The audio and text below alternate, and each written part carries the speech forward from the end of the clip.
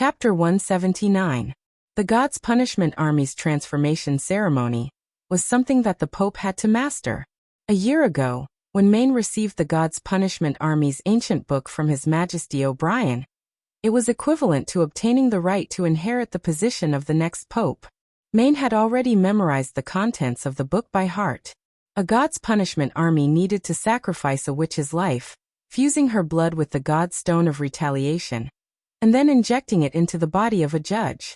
This ceremony had been improved several times over the past hundreds of years, but the essence remained the same. The witches determined the upper limit of the number of God's Punishment Army, and the will of the judges was the key to the success rate of the transformation. After reading this ancient book, he finally understood why the church took in so many underage women every year. The witches appeared without any warning, and before the magic gathered, they were no different from ordinary people. But once the magic began to gather, their bodies, organs, and blood would all be changed. Therefore, in addition to expanding the scale of breeding, there was no other way. This was also the reason why he agreed with Heather's statement. Everything they had done could already be regarded as extremely evil. Every high-ranking member's hands were stained with blood, and they had slaughtered more witches than any executioner. But in order to defeat the devil, in order to avoid the destruction of mankind, they had to do this. Only the winner was qualified to receive God's favor. Two judges were lying on the transformation table. Maine recognized them. They were Darian from the advance camp and Tucker Thor from the Holy City Guard. The latter was also a presiding judge. Although both of them were smiling, the bishop could still see the tension in their muscles and clenched fists. He patted their shoulders. "Relax, I believe you can do it. My lord, when the time comes, we only need to endure the pain?" Darian couldn't help but ask. "That's right, we just need to endure it," Maine said with a smile. "You're Darian, right? You still remember my name," he said excitedly. "Of course, you're a member of the advance camp, and participated in the defense of Hermes last year. The captain is Alicia, am I right?" Yes, Darian nodded repeatedly. "Our team suffered heavy casualties in a battle. Half of our team members died at the hands of demonic hybrids. At that time, I thought, if only I had the ability to kill all those deformed hybrids. So, Your Excellency, I want to join the God's Punishment Army." "It's good to become stronger to protect your comrades," Maine encouraged. He then looked at the presiding judge. "What about you? Why did Tucker Thor decide to join the God's Punishment Army?" "In order to protect the new holy city, Your Excellency," he said firmly. "The priest said that every year from now on, the demonic beasts will become stronger and stronger. Last time, they had already touched the walls of the holy city. If it weren't for the God's Punishment Army, the cathedral might have been destroyed. I also want to be a strong shield against the demonic beasts and a spear that can pierce through the enemy." "Very good. Both of you are the pride of the church." Maine followed the instructions in the ancient book and used conversation to dispel their nervousness and fear. Seeing that the two of them were getting more and more excited, he waved his hand and signaled for the ceremony to continue. The guard came forward and blindfolded the two of them, then used bracelets and ankles to firmly fasten their limbs to the conversion platform. Then the witch was carried in and placed between the two of them. As a witch raised by the church, she had spent most of her life in the monastery of the old holy city. After her awakening, she would be sent to the pivotal secret area to wait for the conversion. The day before the sacrifice, she had been given a large amount of dreamland water, an herb made from sleeping fern and winter flowers, to ensure that any noise during the ceremony would not wake her up. "Number age?" "Number 1, 18 years old," the guard replied. This was a routine inquiry. Only the blood of an adult, which was enough to meet the requirements for the conversion of two God's Punishment Army members at the same time. Maine checked the list of witches again, and announced the start of the ceremony. A delicate silver needle was inserted into the witch's arm. Red-brown blood flowed down the tube wrapped around the needle, and gathered in the crystal basin under her body. The bottom of the basin was covered with a layer of light blue God's Stone of Retaliation. The blood gradually soaked the stone and finally filled the whole basin. Soon, the God's Stone of Retaliation changed. Through the side of the basin, it could be seen that the blue stone was absorbing the blood. After about a quarter of an hour, The stone gradually melted and disappeared. The turbid blood became clear and the color changed from reddish-brown to sky blue. These operations seemed simple, but after tens of thousands of experiments, a complete and reliable set of steps was obtained. For example, the estimation of the witch's blood according to her age and body shape, the production of the silver needle and the tube, which part of the body to insert the silver needle, and which part to insert the blood, as well as the quality and quantity of the god's stone of retaliation used, and so on. The ancient book recorded in detail the previous failed experiments and improvements, and also explained the general principle of the conversion. After the witch's body was transformed by magic, her blood had the ability to strengthen the organs and tendons. If it was used directly, it would only kill the recipient in an instant. It was necessary to soak the god's stone of retaliation in the witch's blood, and dissolve the unknown power within it. Only then could it be injected into the body of the transformed person. Even so, this kind of blood would damage the person's mind, causing them to gradually lose emotion and intelligence, and eventually leaving only instincts and a strong will. The strength of the surviving god's punishment army was equivalent to that of an extraordinary. Moreover, even if they didn't wear the god's stone of retaliation, they would still have the anti-magic effect. It had to be said that this was a wonderful combination. The witch's blood could kill humans, and swallowing the god's stone of retaliation could also put people to death. But when the two were combined, they could instead minimize the adverse effects. When the blue liquid slowly flowed along the tube into the bodies of the two judges, the blue veins on their arms and necks suddenly bulged. Their expressions became grim, as if they were enduring great pain. Darion was the first to shout. He struggled on the stage, his 5 fingers clenched and then opened, but his hands and feet were unable to move. Soon his whole body was covered with a layer of sweat. Tucker wasn't any better. He issued a series of low growls, a trace of blood flowed from the corner of his mouth, and his whole body twitched. The level of the liquid in the crystal basin slowly decreased, and when it was about to reach the bottom, Darion's voice turned into a sobbing voice. He randomly shouted some unclear words. His skin burst open and dissolved, and his whole body emitted white smoke. According to the description in the ancient book, his transformation was basically on the verge of failure. When Maine was hesitating whether he should continue to observe, the Pope pressed his shoulder from behind. "Enough, let him be free." A guard came forward, pulled out a dagger, and neatly pierced Darion's neck. Then he suddenly twisted the hilt, ending his pain. After an unbearable wait, Tucker Thor's twitching subsided, his breathing gradually stabilized, and his skin changed from red to light blue. Maine knew that he had survived the transformation ceremony. One person succeeded, one person failed. Such a result made the Lord sigh. In a short period of half an hour, the church had lost a devout judge, and at the same time wasted half of the witch's blood. However, there were still 60 judges waiting to be transformed, so he must let the ceremony continue. When the ceremony was completed, Maine could hardly stand. He staggered down the stage, and almost lost his manners. He sat against the wall of the hall. The Pope slowly walked over and stood in front of him. "To tell you the truth, your performance surprised me, child. The first time I presided over the ceremony, it was much worse than you. That year, I was 45 years old, and the strong smell of blood made me vomit directly on the ceremony stage. I almost wasted a whole basin of blood. The former Pope even severely beat me, but after the beating he ordered me to return to the stage and continue to preside over the ceremony." Maine opened his mouth, but did not know what to say. "So don't think about anything, go back and rest for a day." "Yes, Your Holiness." The bishop took a deep breath, and when he was ready to leave, he suddenly remembered the purpose of his visit. "By the way, you asked me to come to the pivotal secret area for—" "Oh, look at my memory." O'Brien shook his head. "I asked you to come to give you a new poison developed by the agency." "Poison?" In the pivotal secret area, there was an institution that specialized in the research of God's stone of retaliation, such as cold-expelling pills, fluorescent stones, berserker drugs, and so on. Once there were results, they would be distributed to the bishop. But he had never heard that they were also involved in poisons. In Maine's impression, this should be the expertise of the alchemists. According to them, This result was completely accidental. The Pope slowly said, "As long as it is sprinkled on a rotten corpse, it will have a long-term effect on the surrounding people, unlike ordinary poisons that must be poured into the mouth.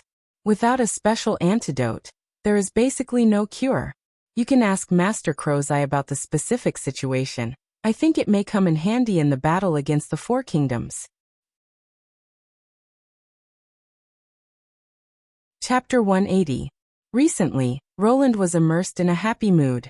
Even when sitting alone in the office, he would occasionally hum one or two songs, while recalling the good times in the hot air balloon basket. The appearance of Anna closing her eyes and asking for a kiss was too cute. Just thinking about it made him unable to help but raise the corner of his mouth. And the most important thing was the meaning of her words, which had undoubtedly revealed her fiery feelings. The only thing he could do at that time was to respond to her more enthusiastically. So much so that when he landed, Roland felt a faint pain in his lips. Maybe it was because the kiss was too long that she couldn't breathe properly, and when she panicked, she used her teeth? In any case, he hadn't experienced this feeling for a long time. When he was close to a quarter of his life, the skills he had learned from TV, movies, novels, and comics could finally be put to use. Moreover, the target was such a beautiful and moving Miss Anna. Roland felt that he had finally taken the first step towards becoming a winner in life. Satisfied, he took a deep breath and put his hand into the drawer, wanting to choose some snacks to calm his joy. But the result was that he felt empty air. The beef jerky was obviously put in yesterday. Roland looked back at Nightingale, who was lying by the window. The latter whistled and pretended to casually look at the scenery. He had deliberately replaced the fish jerky with beef jerky in order to prevent Nightingale from stealing it. But he didn't expect that she would also accept the beef jerky. At this moment, footsteps came from outside the door. "Your Royal Highness, Sir Berev is asking for an audience." "Let him in." Nightingale didn't hide her figure like before, but pulled down her hood, returned to the recliner by the wall and sat down. The assistant minister pushed the door, and saw that there were other people in the office. He was a little surprised, but soon returned to normal. "Your Royal Highness, this month's population statistics have been done." He handed over a roll of parchment. "So fast." "With the registration file, it is now much more convenient to count," the assistant minister said with a smile. "Your previous decision was really a wise move." "Well, now they're starting to flatter me." Roland unrolled the paper roll, and saw that according to the different occupations of the people in Border Town, the number of tools was arranged according to their categories. It was clear at a glance. Compared to the reports that didn't even have paragraphs when he first transmigrated, Berev's ability had indeed improved significantly. The first row was also the largest group, the serfs, currently totaling 3,628 people, including their families. There was also a note at the bottom: 1,500 serfs engaged in farming. "Your Highness, aren't there too few farmers?"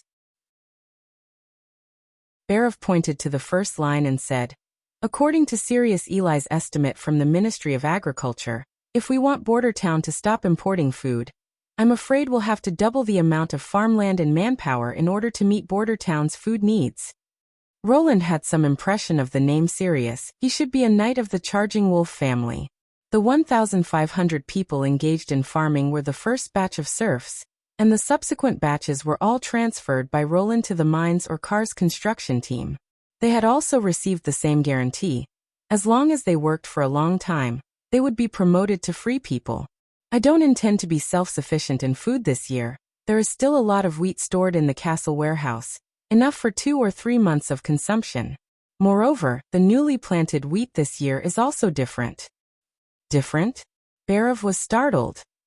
"Well, you'll know when the time comes," Roland smiled. "That was Leaf's improved golden ones. The yield per plant was at least 3 times higher than ordinary wheat, and when the harvest came, it would definitely surprise everyone. This was also the reason why he didn't want to invest too much of the population in agriculture. With Leaf's magical crops, in the future, only a small number of farmers would be needed to feed the majority of the people, thus saving precious human resources and investing them in industrial development and urban construction. He continued to look down. The second line of the parchment was the construction personnel. The following remarks were very complicated. There were stonemasons, bricklayers, clay craftsmen, carpenters, handymen, and so on. The total number was more than 1,100 people, most of which were serfs working as handymen. It was precisely because of this new force that Border Town was able to quickly build a batch of residential areas and factories. Building templates, batches, and procedures were an important means of speeding up the construction progress. Although in Roland's eyes this speed was still not enough, for the locals, it was already considered shocking. The third line was the mining personnel. Very similar to the construction industry above, the number of local residents in Border Town had dropped to 25, mainly responsible for steam engine operation, mine registration, and management work. The remaining 1,600 people were outsiders, including the captured mercenaries in the Battle of Longsong Stronghold, and the serfs who were sent later. Recently there have been several fights in the mining area, Barov said. Mainly between the mercenaries and the serfs. This is a hidden danger, Your Highness. They are too many. Once a fight breaks out, it will be impossible to rely on the 25 managers to control it. I suggest that the First Army be responsible for helping guard. Well, Roland thought for a moment. Let's do it this way. Now there is a lack of manpower. There is no way to form a police force. I will talk to Iron Axe. A team of about 50 people should be enough. Police? What is that? You can think of it as a patrol team, but the scope of jurisdiction is much larger. Basically, the internal security is completed by them. In this era there was no distinction between internal violence and external violence, so letting the army take care of public security would not become a dark history. Before dealing with the huge enemy of the church, he did not intend to disperse manpower to form a second set of violent machines. Ranked fourth was the First Army of Border Town. After the end of the Battle of Longsong Stronghold, the First Army's prestige resounded throughout the western region.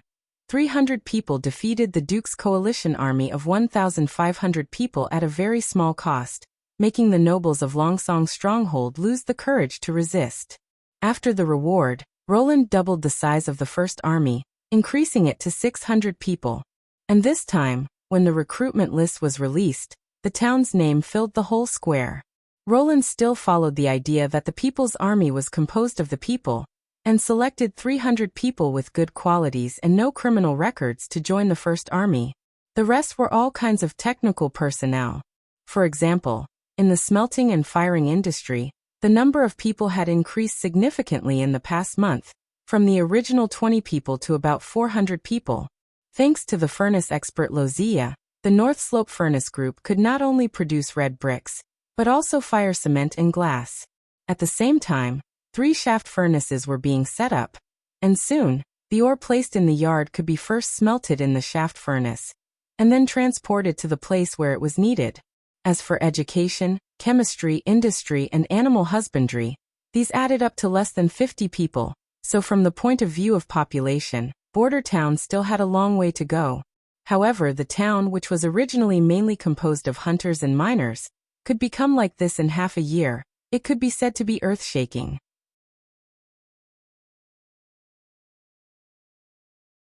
Chapter 181. Genius 1 second. Remember, if you want to go? TalkNet, providing you with wonderful novels to read. After Barov left, Roland put the statistics table into the drawer and looked at Nightingale. He wanted to ask her what was going on, but after hesitating for a moment, he didn't ask. He had a vague answer in his heart, but this kind of thing was too embarrassing to say. If he guessed wrong, it would be even more embarrassing. Roland had to swallow these words into his stomach. Let's go to the North Slope mine. Want to see what kind of changes Soroya's new ability has brought? Although Nightingale's behavior had become a bit strange, her attitude was still the same as before. She took off her hood and said with a smile, "Let's go." Maybe I'm thinking too much, Roland thought as he looked at the witch who was walking quickly to his side. Riding the hot air balloon that day had affected far more than just 1 or 2 people. He had never thought that Soroya would actually become the second witch to have a qualitative change in her ability. In fact, even she herself hadn't been aware of this change. Roland also happened to discover this yesterday. Since he had given the hot air balloon as a gift to Anna, it had been placed in the castle courtyard. If anyone wanted to go up to the sky to see the scenery, they could just call Anna and Lightning. Until the day before, when it rained, Roland suddenly remembered that the rattan basket would become soft and peeling after being soaked in water. Even if it was dried, it would still reduce its toughness, so he thought of taking it back to the castle. He had intended to call the attendants to do this, but after thinking about it, the hot air balloon was a gift from him to Anna. Moreover, the rope and the air bag were easy to damage, so he simply decided to personally move it back to the castle. Love Gobe Small say Netka he called Hummingbird to go to the vestibule, but the result surprised him. He saw that the basket was full of pictures. All of them were aerial views of the scenery of Border Town, but it was different from the previous pictures. This time it was as if her picture was standing up. Roland didn't care about the falling raindrops. He took a closer look and found that for the first time, her picture had a thickness. It was not strange for a painting to have a thickness. In theory, a real painting should have a thickness because the paint itself had a thickness. In oil paintings, this kind of thickness could even be used. Brushes, or scrapers could be used to create uneven textures. Through the changes in layers, the texture could be enhanced and the expressive power of the painting enhanced. However, Soroya was different. Her paintings were not drawn with pens and paint, but the manifestation of magic power. That was why the thickness created by the magic power was particularly strange. He still remembered that when he gently touched the protruding trees, it was as if he was really scraping the branches and green leaves. They were not hard and solid, but slightly soft and gelatinous. But when he touched the ground, it felt much harder, as if he was really touching a piece of stone. It was simply unbelievable. The rainwater flowed down the landscape painting, unable to soak into the vines at all. When he returned to the castle, he immediately called for Soroya, and Nightingale also confirmed this. Under the observation of the mist, the mana in Soroya's body was no longer in the form of a golden vortex like before. Instead, it had condensed into a constantly spinning ribbon. Walking into the courtyard of the Jean factory, Anna greeted him with a smile and gave Roland a big hug. Since they had made their relationship clear, she had obviously been more affectionate in front of him. Roland was in a good mood and rubbed her head. The silver hairpin on her hair shone in the sun, but he saw from the corner of his eyes that Soroya, who was also about to come over and bow, stood in place, not knowing what to do. Finally, she blushed and looked away, pretending not to see anything. Ahem. Nightingale pulled Soroya back to the table and deliberately asked loudly, "Did you paint all these?" Roland shook his head with a smile, let go of Anna, and walked over with her.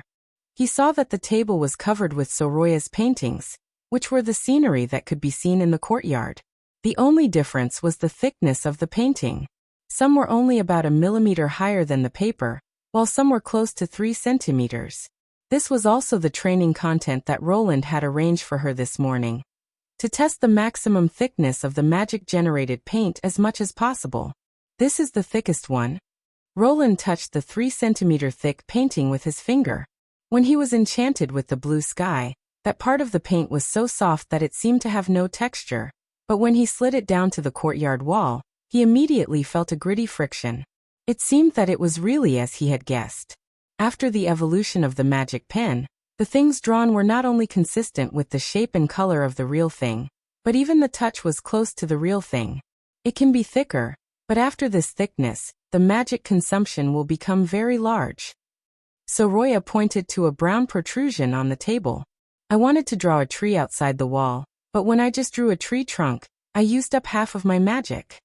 So this is what you painted? Roland stretched out his hand and found that the paint was at least 10 centimeters thick. I thought it was really a standing piece of bark. Having said that, it was stuck to the table very firmly. The prince grabbed the bark with his hand and lifted it up until the 2 legs of the table were off the ground. But the bark was not separated from the table. Nightingale took out a dagger and cut it for a long time before she made a small cut at the bottom. This thing seems to be embedded in the table. In the end, it was Anna who cut it open. The black flame turned into a thread and swept across the table. The paint gave off a white smoke and fell to the ground. The cut was smooth but not smooth, and there were black burn marks. Roland picked up the fallen paint and held it in his hand, only to find that its weight was far lighter than he had imagined. Why did you suddenly think of changing the style of painting? No, I mean, how did you decide to fill the painting with thickness? He asked. I think it's probably because it's the first time I've seen such a landscape, Soraya said, recalling. When I looked down at the earth from the sky, I realized that the paintings I've made before, which you said were almost comparable to the photos of the real scene, were in fact not real. Especially after I painted the scenery in the basket, I felt that it was not real. She paused a little and slowed down her speech. The tops of the trees are pointed and will sway with the wind. The mountains are high and low, like the rising and falling chest. The rivers are embedded in the earth, and the ships go through them. This is the scenery I saw, not a thin flat surface. So I wanted to make the painting more real. I wanted it to stand up like these magnificent scenery. But I redrew it several times, but I didn't succeed. Just when I was feeling a little depressed, I suddenly remembered the little ball you mentioned. Little ball? Roland raised his eyebrows. Yes, she nodded with some embarrassment. It's the knowledge you taught us. I thought if everything is made of little balls, then is the painting the same? I tried a few more times, imagining the painting with the magic pen as a colorful ball. They stacked on top of each other, and finally formed a whole color. Then the painting suddenly squirmed, the emerald green forest rose up, the dark green river sank, and finally became what you see. At that time, Anna and I were startled by this change. If you didn't mention it to me later, I would never have thought that it was the ability that evolved. I see. But compared to Anna's Blackfire, my evolved ability seems to have no other use other than to make the painting more vivid. Soraya stuck out her tongue. No. How could that be? Roland shook his head. In my eyes, it is not a simple painting. It would be too wasteful to only use this ability to paint. He remembered the scene of the rain sliding over the surface of the basket, but it could not soak into it. Rather than saying it was a paint, it was better to say it was a magic coating. To be continued. If you like this work, you are welcome to vote on it. Your support is my greatest motivation. For mobile users, please read it here.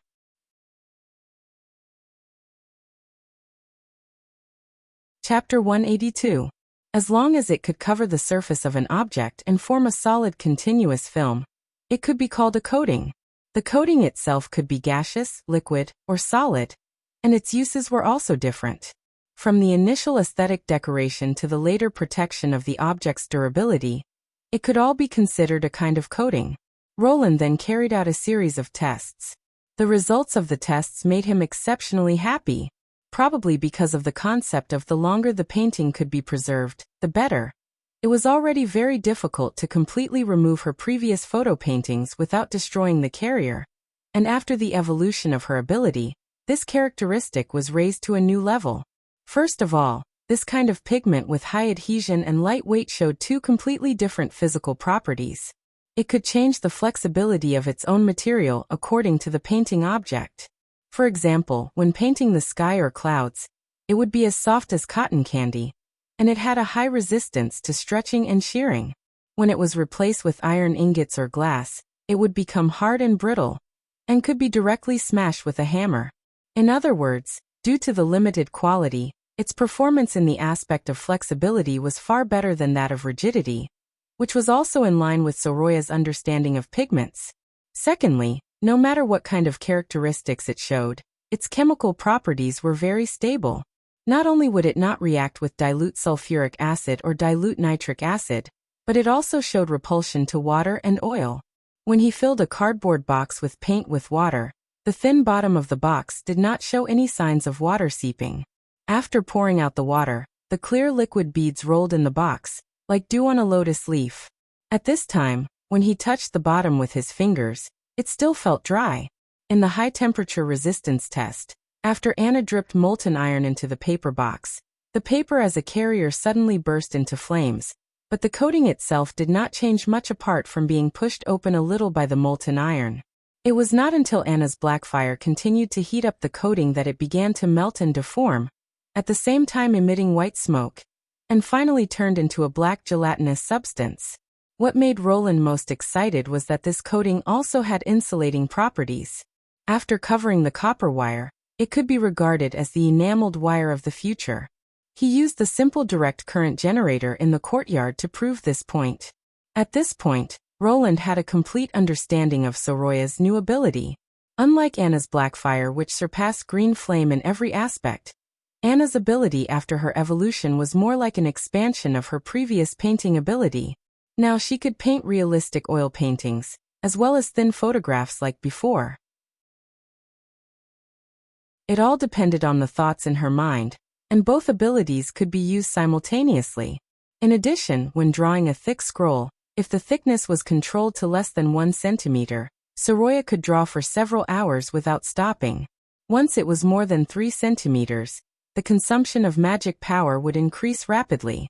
After 10 centimeters, it would reach a threshold. Almost all the magic power in one's body would only be enough to draw 1 or 2 strokes. Of course, from another perspective, this was also the fastest and most effective way to vent when facing the bite of mana. It was still a summoning ability. Within the effective range of the God's Stone of Retaliation, the magic pen would suddenly disappear, and Soroya would not be able to draw a new pattern. However, the already drawn coating would not be affected by the God's Stone of Retaliation.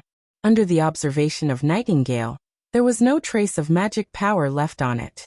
In other words, the substance produced by the magic pen was real. As for the use of the coating, there were too many. Soroya herself would never have thought that her new ability would bring so many changes to the town. This meant that Roland could quickly obtain a batch of water pipes coated with anti-rust materials, as well as a large bundle of enameled wire, and even high-temperature resistant fireproof bricks.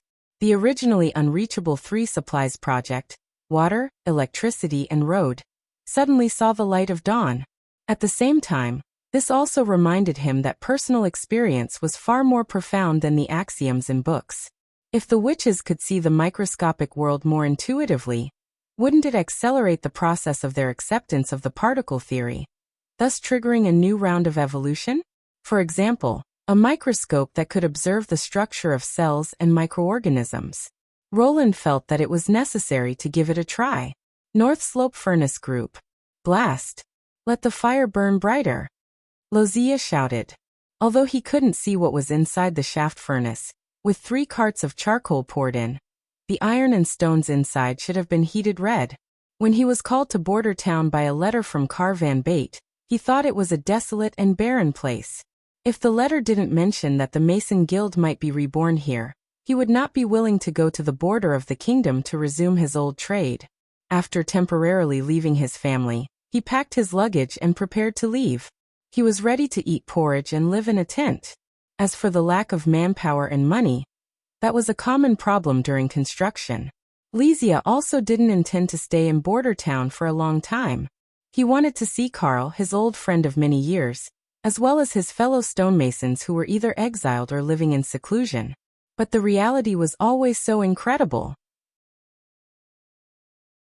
After arriving at the town by boat, he met Car Van Bate at the dock, an outstanding mason in Grey Castle King's City, and a strong competitor for the next leader of the Mason Guild. Compared to his appearance in Roland's memory, there was white hair at his temples and a few more wrinkles on his face. However, his body was not thin but a lot stronger, and his face was even glossy. After greeting him, Car did not take him to the noisy and messy construction site. Instead, he led him to a obviously newly built residential building. He handed over a key and said, "This house is yours. Put your luggage down first, and let's go to the pub for a drink." Then Lozia heard a series of incredible stories from the other party. Car was recruited by the Lord to work in City Hall as a civilian. He became an official with a fixed monthly salary, and he was also the director of the construction department. If he stayed, he could also work in City Hall. He would get a free house. After 10 years of work, he could get a retirement allowance. What was a retirement allowance? Even if he did not work, he could still get money. Lozia thought that Car was drunk at that time, but he did not expect that what he said was true. "Sir, the ore is melting, and I see molten iron flowing." The worker at the top of the furnace shouted, "Open the slag outlet and discharge the slag." After getting to work, none of the problems that Lezia had envisioned appeared. Not only did the higher-ups give him people, They also gave him money. Moreover, they gave him money very quickly. Often after the application was made, he would get a reply the next day. In addition, there was also an alchemy material called cement, which could quickly bond bricks and stones, so the construction speed was improved by leaps and bounds. He felt a kind of unprecedented joy here. In just a month, Wuxia built 5 furnaces with air bags and 3 shaft furnaces for smelting iron. The shaft furnace in front of him was the work that he had been thinking about for many years after he left the Mason Guild. He thought that it could only be passed down in the form of drawings, but he did not expect that it would become a finished product one day. This improved shaft furnace was nearly 2 meters high, and its inner diameter was about 75 centimeters. There were many air nozzles at the lower part of the furnace body, which could be used to blast and draw air. At the bottom, there was a slag outlet and an outlet for molten iron to flow out. Next to the shaft furnace, there was a slope made of sand and stones, which made it convenient for the workers to add materials and observe the situation inside the furnace. Today was the day that the first shaft furnace was officially put into use. Before opening the furnace, a smelting test had to be done according to the usual practice. After opening the slag outlet for more than 10 times and adding charcoal to the furnace 2 times, the test basically passed. There was molten iron in the furnace, and the slag outlet was unimpeded. The temperature at the moment was also enough to meet the smelting needs, so there was no need to continue to waste charcoal. After all, in order to reduce wastage, the first test used the waste ores in the corner of the yard. After opening the iron outlet to discharge the melted molten iron, Wuxia announced that the furnace would be stopped. 2 days later, the townspeople who cleaned the furnace dug out a few dark stones. Under the high temperature, the other waste ores had shrunk several times, but these pieces of ores had not changed when they were first thrown in. Instead, their surface was brighter, and they were as black as ink. Wuxia could not determine what kind of ore it was. He could say that it was useless waste ores, but its shape and appearance were really pleasing, and it did not seem useless. But if it was useful, how could it be made into a tool if it could not be smelted? After thinking about it, he simply picked out the most square-shaped ore, wrapped it in cloth, and asked his men to go to the castle and give it to the lord of Border Town, Roland Wimbledon.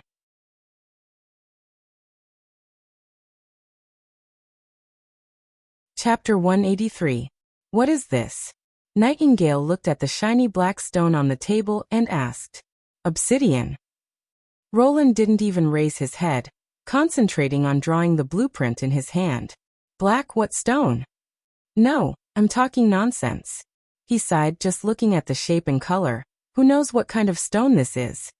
He didn't study geological exploration. He may not be able to distinguish pure metal in front of him, let alone ores.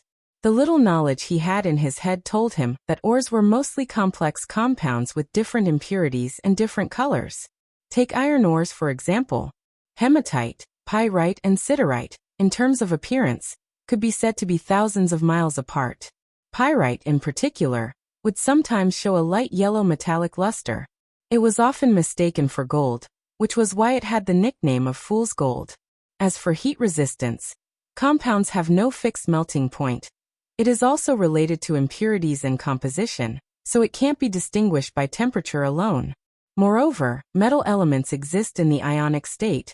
Without knowing the method of purification, it is useless to burn it. You also don't know something? Nightingale was surprised. There is a lot. Roland put down the quill and made himself a cup of black tea. Do you want to drink? No, she waved her hand. By the way, beef jerky is not as delicious as grilled fish. In the future you should put fish in your drawer. Roland was silent for a moment. He decided to pretend he didn't hear this sentence. He also planned to give this stone to the chief alchemist Kyle Sichi to deal with. Minerals more or less have a certain degree of radioactivity. It is not a good choice to put it in the office as a decoration. Recently, after the evolution of Soroya's ability, he found that he can suddenly make a lot more things. First is the tap water system, which can greatly improve the happiness of the residents. Think about it, after a busy day returning home sweaty, want to wash your sticky body, only to find that the water tank is empty, and you have to go to the nearby well to fetch water. This feeling must be terrible. Moreover, Roland was also very tired of the process of scooping water from the water tank to wash his face and hands. He always felt that if the water was left in the tank for a few days, parasites would grow. Not to mention that the water tank was rarely cleaned once a month. If he looked carefully, he could even see the accumulated scales at the bottom of the tank floating like caterpillars. If they used a water tower to supply water, there would not be any technical difficulties. They would use a steam engine to pump the water from the Redwater River into the water tower, and then rely on the siphon principle to flow through the pipes to every household, thus forming an automatic water supply system. The reason why Roland had never put it into practice was because of the materials. Water supply pipes were either made of iron or copper. If the iron pipes were not treated with anti-rust treatment, they would be scrapped after a few years. Copper pipes were the perfect water supply pipes. They were resistant to corrosion, did not form scales on the inner walls, were non-toxic, and even had the effect of sterilizing copper ions. But to use the metal used to make money as a water supply? The output of the North Slope mine was far from this level of luxury. Even in the future, copper pipes were only considered for high-end residences. At present, Border Town was not only unable to export minerals, but also had to import metal ingots. Therefore, whether it was iron pipes or copper pipes, Roland was reluctant to use them to create a water supply system that could not be used for profit. But now it was different. With Soroya's coating, it meant that he could use his magic to produce water pipes. For example, he could take an iron pipe as a mold, wrap it with paper, and then let Soroya cover it with the coating. After pulling out the mold, it would become a pipe. Even if such a pipe could not withstand pressure, as long as it was placed in a covered pipe ditch, it would be fine. Next was the power supply system. I'm afraid that in a short period of time there would be no way to popularize the whole town, but making the castle full of light was something that Roland had always wanted to achieve. Reading with a weak candle was too painful, and it also caused great damage to the eyes. Plus, summer was coming. What kind of feeling would it be to light torches and candles on a hot and muggy night? Now that there were generators and wires, it would not be so far before the castle entered the electrical age. As for the filament of the light bulb, he vaguely remembered that before the use of tungsten filament, people generally used carbonized bamboo filament to make incandescent lamps. Bamboo was not a rare thing. It could be found in the woodlands south of the Redwater River. However, what Border Town currently needed the most was an iron smelting facility. The output of iron was directly related to the scale of mechanical production and weapon manufacturing, and it was also the foundation of the town's survival. What you drew is a tower. Nightingale sat at the table and asked curiously. Almost, Roland nodded. But it is empty inside. It is used to fill fuel and ore. Its function is the same as a shaft furnace. It can smelt iron or into pig iron. This was an upgraded version of the ancient shaft furnace. He had been to the construction site of the shaft furnace designed and manufactured by Wuxia. To tell the truth, apart from its small capacity and low temperature, the structure of the furnace was very close to that of a blast furnace. If it were not for Soroya's evolution, which gave the town the ability to produce refractory bricks, he would have built 10 more such shaft furnaces. But with refractory bricks, he naturally had to consider a furnace with a higher furnace temperature and a higher output. The height of the newly designed furnace was nearly 8 meters, 4 times that of a shaft furnace. The furnace body was tower-shaped, with a maximum internal diameter of 3 meters. In order to prevent collapse, there was a support frame at the bottom. The furnace wall was thin at the top and thick at the bottom. The belly was half a meter thick, and the innermost layer was made of Soroya's brand-coated fireproof bricks. At the same time, it was equipped with a circle of air supply vents for the steam engine to pump air into the belly of the furnace. In order to make full use of the power of the steam engine, Roland also designed a set of automatic feeding equipment for the blast furnace, including a climbing rail and a special feeding cart with a movable door at the bottom. After the cart climbed to the top of the furnace under the traction of the steam engine, the buckle at the bottom of the cart would be hooked, so that the fuel or ore would be poured into the furnace. For this era, this system could be regarded as the top technology. Unlike the shaft furnace with a large opening and low heat, once the blast furnace was put into production, It would not stop for a long time. It needed a continuous supply of fuel and ore, and its output was much higher than that of a shaft furnace. As long as 5 or 6 such blast furnaces were built, the town's pig iron output would double. After drawing all the blueprints, Roland rubbed his numb wrists, took out a box from under the table, and pushed it in front of her. Nightingale was startled. This is? Well, I originally planned to give it to you earlier, but it took some time to carve the pattern. After all, I'm not very familiar with the machines in the factory, Roland smiled. Open it and take a look. She reached out to open the box, and couldn't help but let out a gasp of surprise. Inside, she saw 2 revolvers placed on both sides of the box.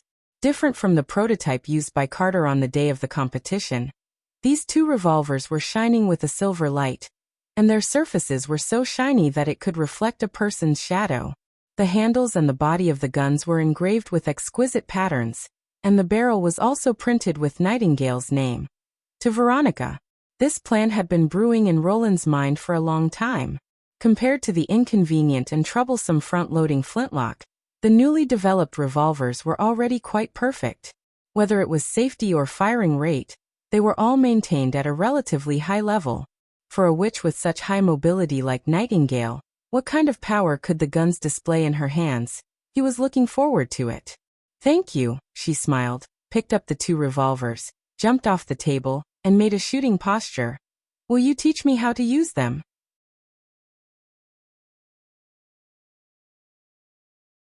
Chapter 184. Scroll stood at the door of the bedroom and hesitated for a moment before she pushed the door open and entered.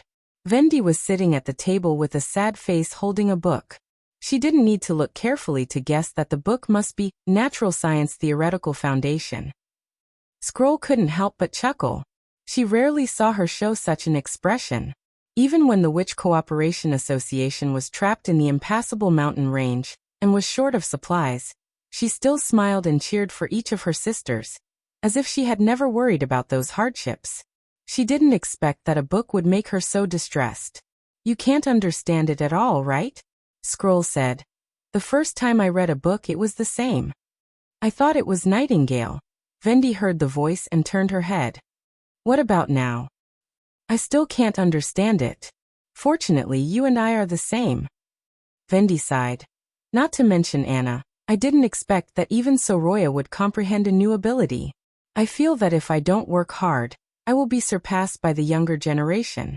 I really don't understand how His Highness knows so much. He can describe the invisible world as if it is real. In fact, he doesn't know much, Scroll shrugged. I mean in some aspects. Such as? Such as Nightingale. She pulled out a stool and sat next to Vendi. Have you noticed that her current behavior is very different from before? When protecting His Highness, she rarely hides her figure. Even when she goes out, she only wears a hood, and she even listens to the class at night. You live in the same bedroom with her, so you should know better than me. Can you tell me what happened in the end? In fact, it's nothing. Vendi shook her head. It's her own choice. Her attitude made Scroll somewhat surprised. Choice? Well, it's just as you guessed. Vendi closed the book and said bluntly, she likes His Highness Roland Wimbledon. Of course, this can be seen without guessing.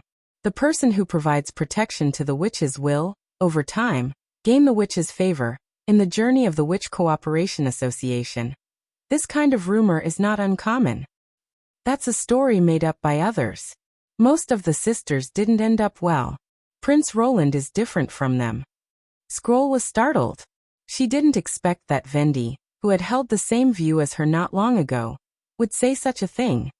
You know, witches can't give birth and the prince can't. The prince will take a witch as his wife, Wendy said, spreading her hands. Moreover, he told you himself. How did she know? Could it be that Nightingale was there at the time? Scroll suddenly understood something.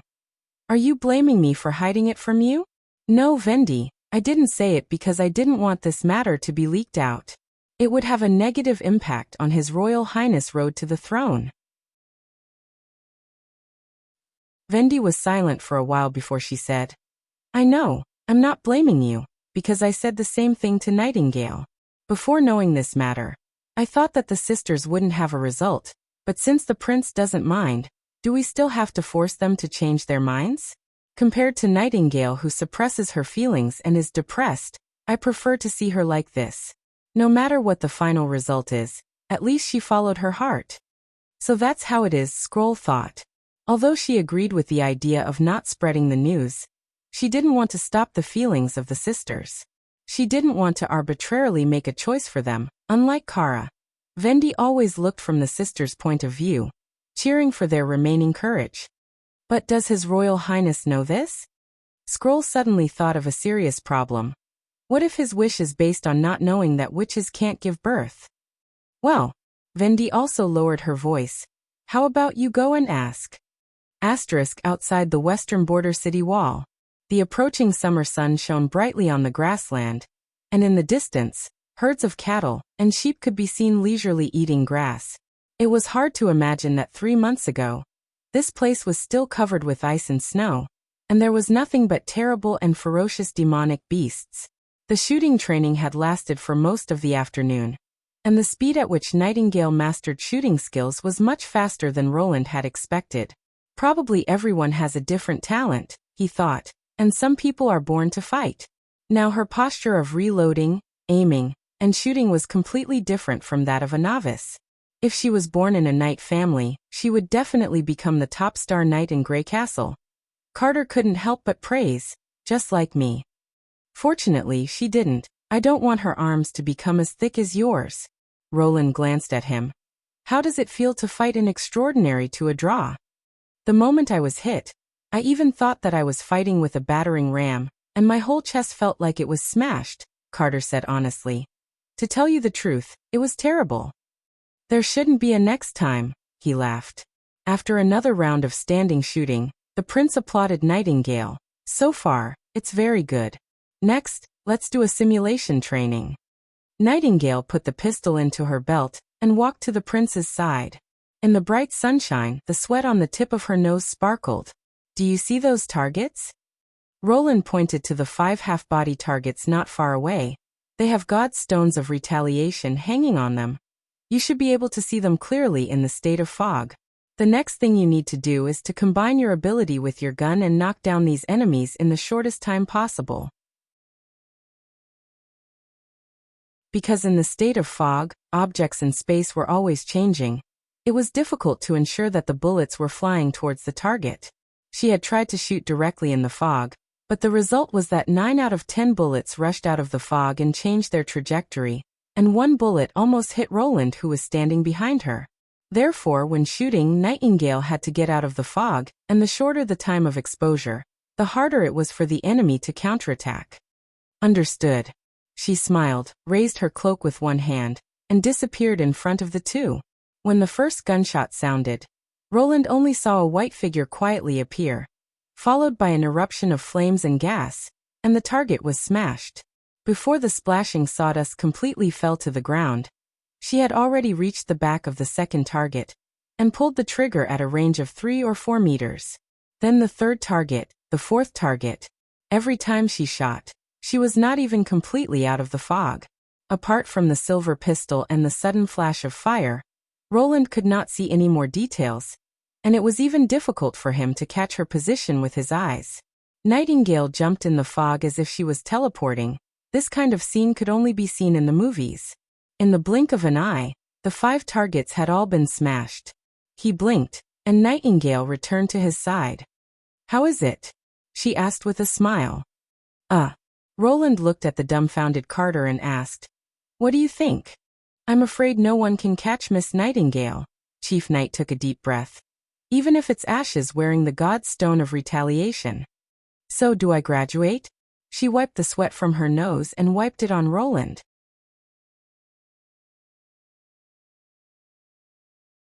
Chapter 185. The Swan sailed westward along the Redwater River. May stood at the bow and looked straight ahead. She didn't want to enjoy the scenery.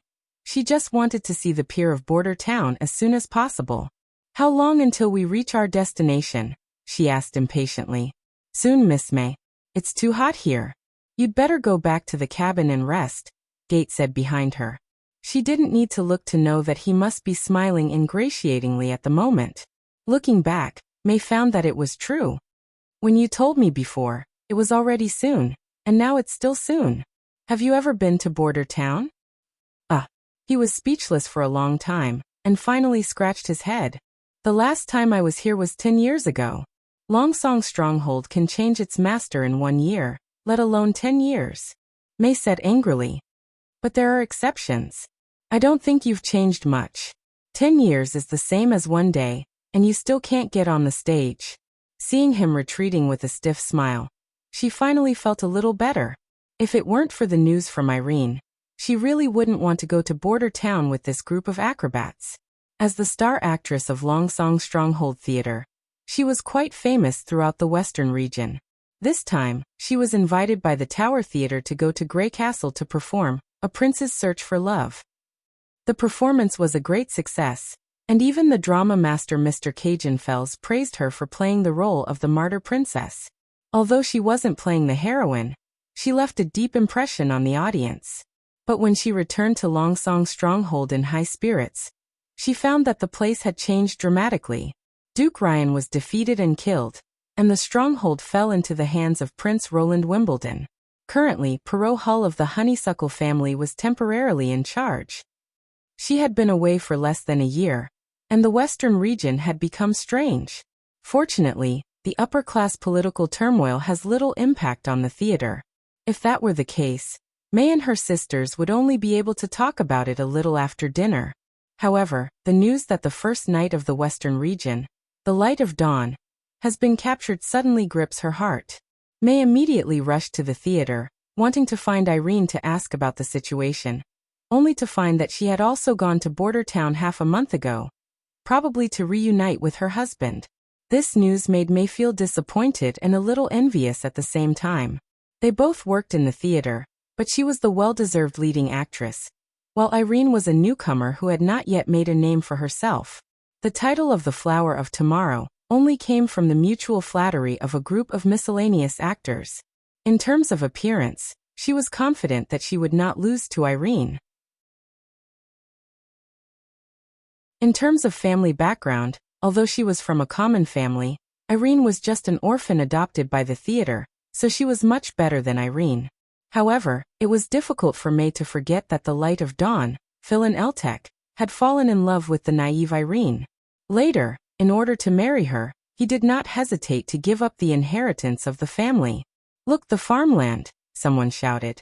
"We're not far from Border Town." May looked to the left side of the ship, and saw rows of knee-high wheat stalks swaying in the wind.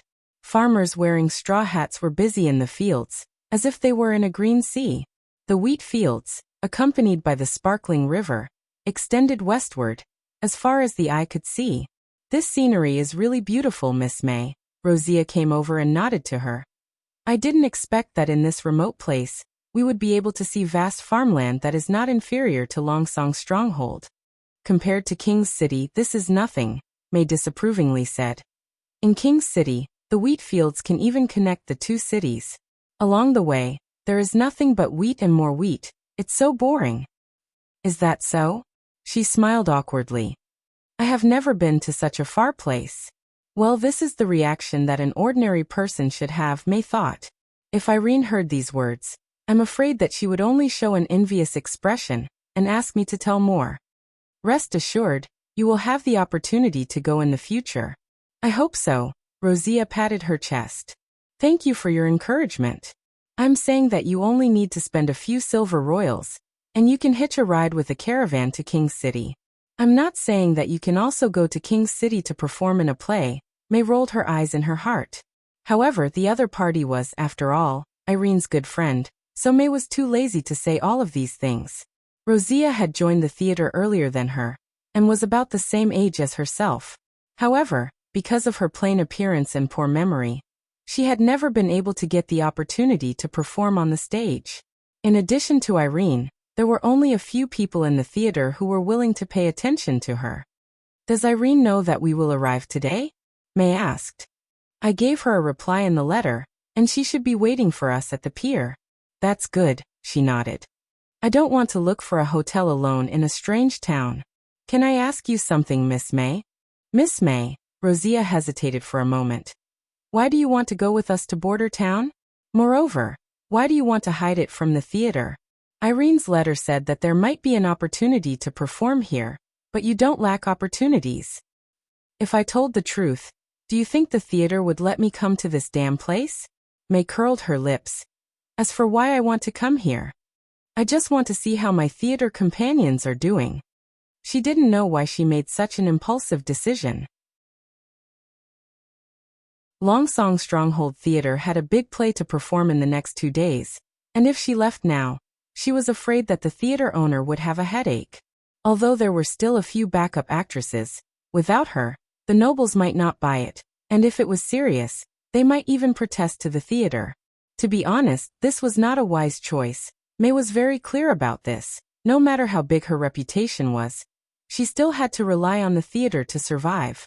If she annoyed the theater owner, he would simply put her in the cold storage and try to promote a new actress, and she would have no other way. Either she compromised and admitted her mistake, or she could only leave this place and compete with the other theater's pillars. Otherwise, after seeing Philin, should I immediately take a ship back to Longsong Stronghold? May thought. So that's how it is, Rosia nodded and said. When Irene sees you, she will certainly be very surprised. The scenery on the riverbank gradually became richer, and on the side of the impassable mountain range, there were many more tents and wooden houses. At this time it was almost noon, and the farmers were busy cooking porridge and stewing soup. Smoke rose from the residential area, and May could occasionally smell the fragrance of wheat. Children gathered by the river to play, and those who were good at swimming would take off all their clothes, plunge into the river amidst the cheers of their companions, and then triumphantly climb up to the shore. May finally saw the long-awaited dock. After the Swan docked, Gate and Sam volunteered to take care of all the ladies' luggage. The group had just walked down the pier when Rosia excitedly shouted, "Irene!"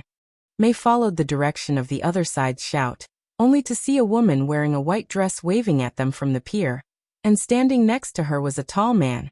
Even though separated by a long distance, she could still see from his tall and sturdy figure that he was extraordinary. The light of dawn, Philin Eltek.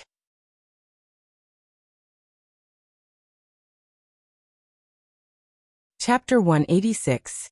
As soon as she saw him, May immediately threw the idea of returning to the back of her mind. "Oh my God, May!" May. After approaching, Irene exclaimed in disbelief, and then grabbed her hand and pulled her in front of the knight. "Dear, do you know who she is? She is the most famous actress in the Stronghold Theater, Miss May. The number of people who want to see her performance can line up from the theater hall to the street." Although the word dear made May's heart skip a beat, her habit of acting made her smile reflexively, and she nodded slightly. "Hello. Of course I know her. You said she is the most famous actress. Who in the Western region doesn't know the name of the star of the theater?" He sighed and apologized to May. "My wife was rude. I am Philin, hello." He did not give his name, identity, and even his surname was hidden. A surge of sadness surged in May's heart, but she still maintained the most elegant appearance on the surface. "I know you. The first knight of the Western region, the light of dawn, Sir Philin Eltek. Because of the busy rehearsal, I couldn't attend your and Irene's wedding. It's really a pity. That's all in the past." The knight smiled and shook his head. "I am a teacher now, and no longer a member of the Eltek family. You don't have to be so polite." After that he waved to the others and said, "Let's go back and talk. I have already applied for a place to stay." "Teacher?" May was startled. Does he mean the court tutor? The lord of this town was indeed a prince, but no matter how poor the prince was, he would not ask the knight to take on this position. And what does it mean to apply for a place to stay? Shouldn't Irene be the one to bring them to a safe and reliable hotel?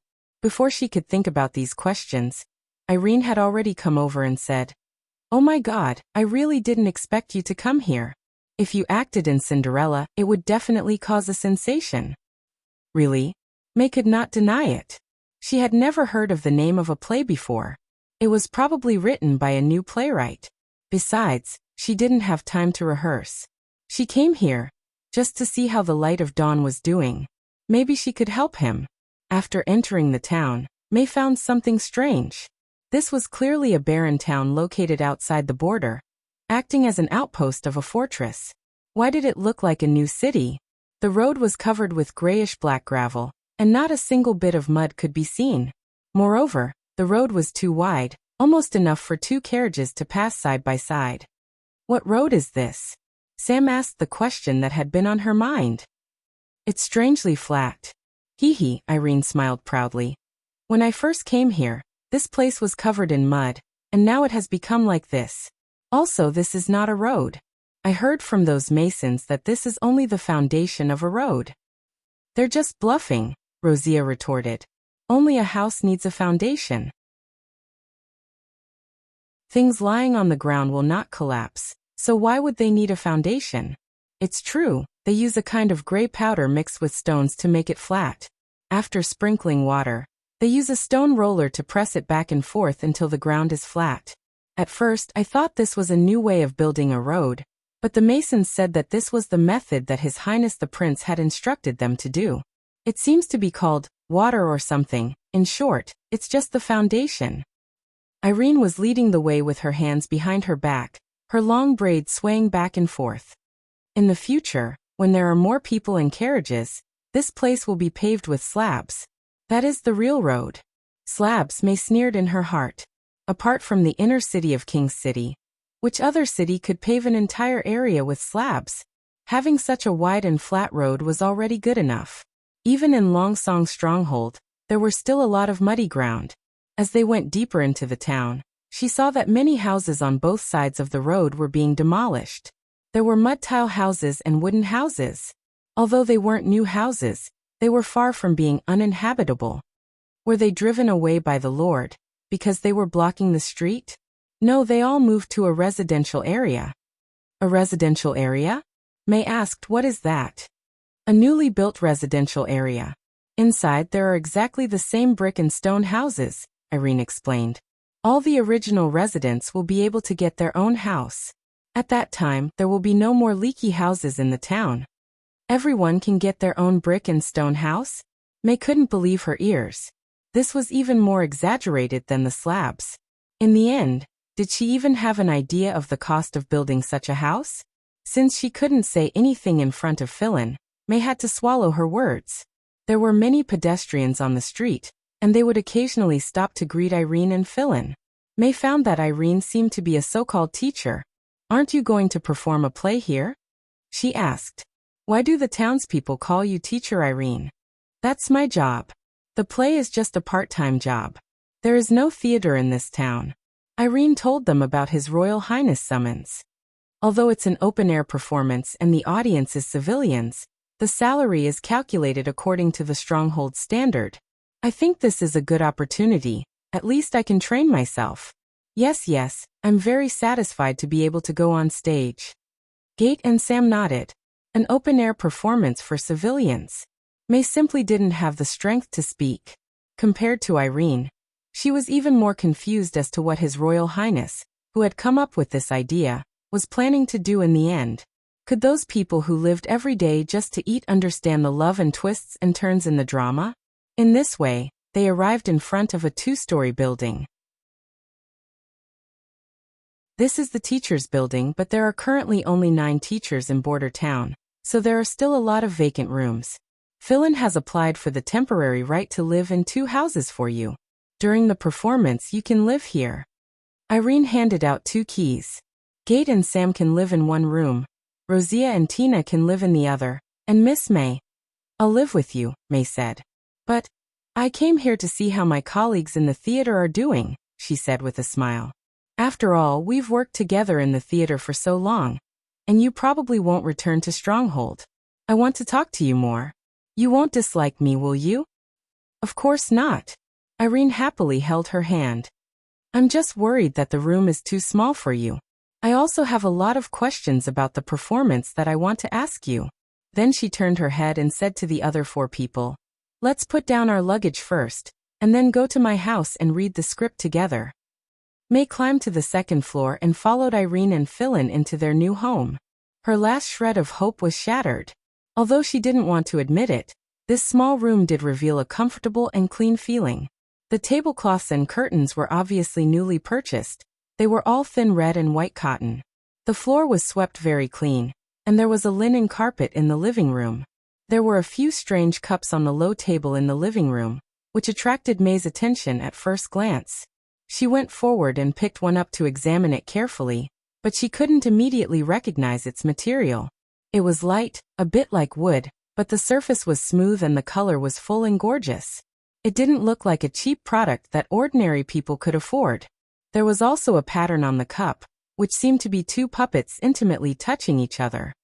"It's a beautiful cup, isn't it?" Irene came up and said. "But it's too expensive. It's sold at the convenience market for 5 silver royals each, and 4 are counted as a set. The people in the pattern are all in different poses." Philin said it was to celebrate payday and insisted on buying it for me. In the end, he used up all his pay. That fool. Convenience market? May deliberately ignored the latter half of the other party's sentence. "Yes." She nodded. "The Lord opened a market in the town square, selling some very exquisite daily necessities, but the price is not low at all. I can take you to see it tomorrow." May had mixed feelings. Everything was completely different from what she had expected. She had thought that as a defeated and captured knight without a ransom, even if he was released by the Lord, his life would be very difficult. Irene usually didn't have much savings, so other than accompanying him in suffering, she couldn't help him in any way. At this time, any help she gave to Philin Eltek would be a timely help. If she could go a step further and use her influence to persuade the local lord to let her redeem the first knight, she might be able to completely change the knight's heart. But she found that all her ideas were in vain. The other party didn't need her help at all, and could also live well in Border Town. So should she go back? She chose to leave this place and forget Philin and Border Town together.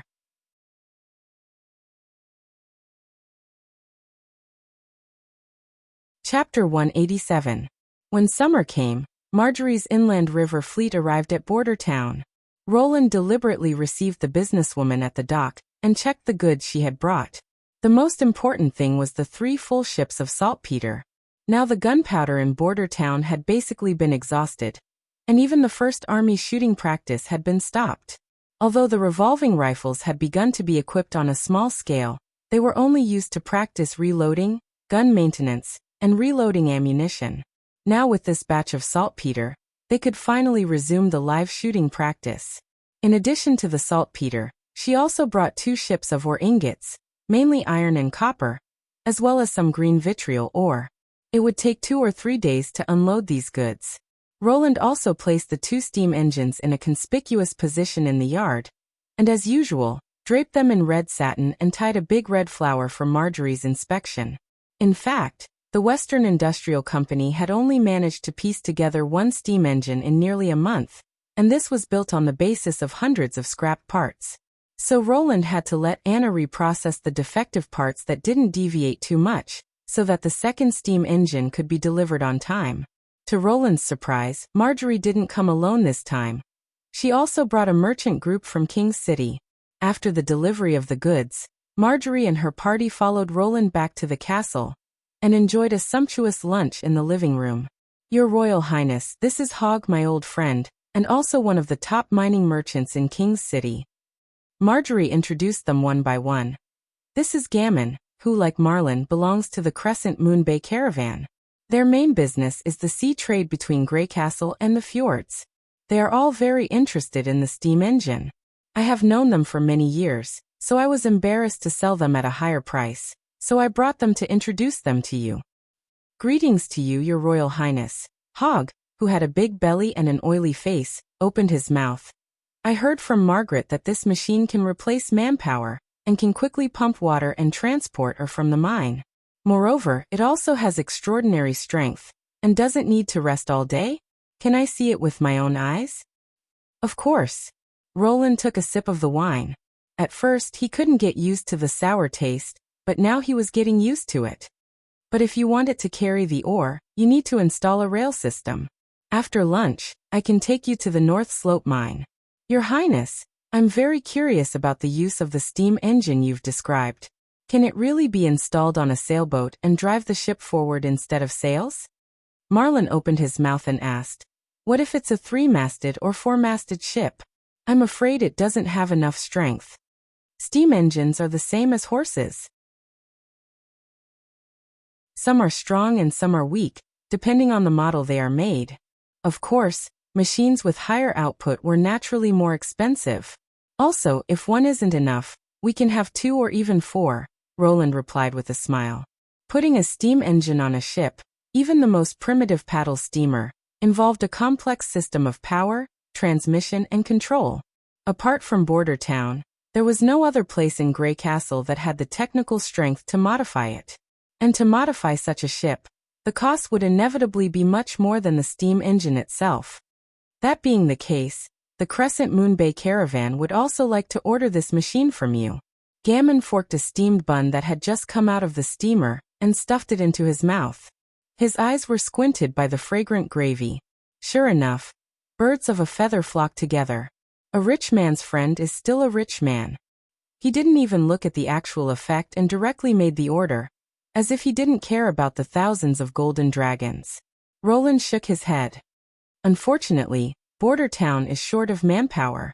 Plus, the manufacture of a steam engine is very complicated. Before completing Marjorie's order, I'm afraid it will be difficult to make additional machines.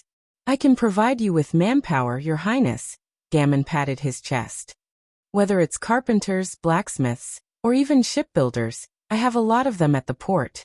Moreover, I don't have to pay for them, and then let them learn the manufacturing method for you to use. Hogg interrupted. No, of course not. He widened his eyes. How could I dare to play such a trick in front of His Royal Highness?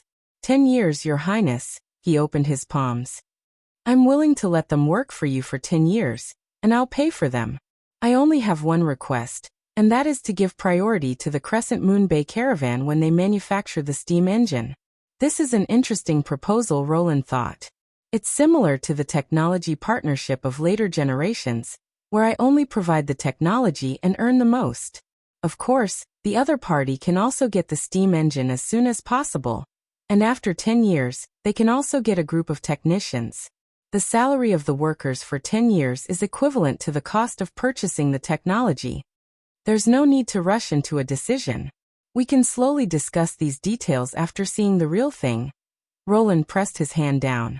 Moreover, I don't only have the steam engine here that is worth buying. There are some things that I think you will also be interested in, such as this. He snapped his fingers, and the guard next to him moved a large pile of things from the wooden box at his feet and placed them on the table one by one. These are the new products of Border Town. No matter what it is, they are all of high quality, and the price is reasonable. For example, this is the simplest mug, Roland said, pointing to the colorful cups on the table. It's light, beautiful, and not as fragile as a crystal cup. The pattern on it can be customized, and it won't get wet, so it's very easy to clean. It won't get wet? Marjorie picked up a cup and carefully looked at it.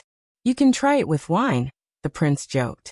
After drinking it, you can pretend to be drunk and throw it on the ground. If it breaks, I'll pay for it. This workmanship, gee, it's really exquisite. I'm afraid that not every cup can be guaranteed to be of such quality, right? The big-bellied hog had already filled his own cup with wine and drank it in one gulp. Hey, it's actually dry. Of course it was dry. It was essentially an ordinary wooden cup, but it was covered with a layer of Soroya's painting, and the patterns on it were all designed by herself. It doesn't conflict with a crystal cup. Compared to a formal palace banquet, it's more suitable to appear in the boudoir of a rich young lady, Roland said. As far as I know, they have no resistance to things with bright colors and beautiful shapes. I also think so, Marjorie nodded with interest. You seem to have a lot of experience. Ahem. The prince coughed twice. And look at this, a complete breastplate with a uniform thickness, a total of 2 pieces, both made of wrought iron. Compared to the knight's plate armor, it's not only light, but it can also be worn by one person. And when closed, there's no gap. It's suitable for caravan guards without squires. The most important thing is it's cheaper than plate armor. After introducing all the products, the merchants couldn't help but whisper to each other. Roland simply gave them a period of free discussion, got up and left the hall, going to the garden corridor to relax. Your Royal Highness, I haven't seen you for a month, but you have a lot of new things here. Marjorie also followed him out. Don't you want to exchange opinions with them? No, I don't need to listen to other people's opinions when I see something, whether it's a product or a person, it's the same. She smiled and shook her head. The caravan will probably stay here for 3 or 4 days. Can you let me see Lightning again? Although she didn't recognize you, at least she didn't show any dislike last time, so I think there's no problem. Thank you, Marjorie said gratefully. It's nothing, Roland smiled. Oh yes, since you're staying here for so long, why don't you come and see a play? 3 days later, the town will hold its first theatrical performance. In just 1 month you've built a theater? She asked in surprise. Of course not. This is an open-air performance, right in the middle of the town square. I think it will certainly be different.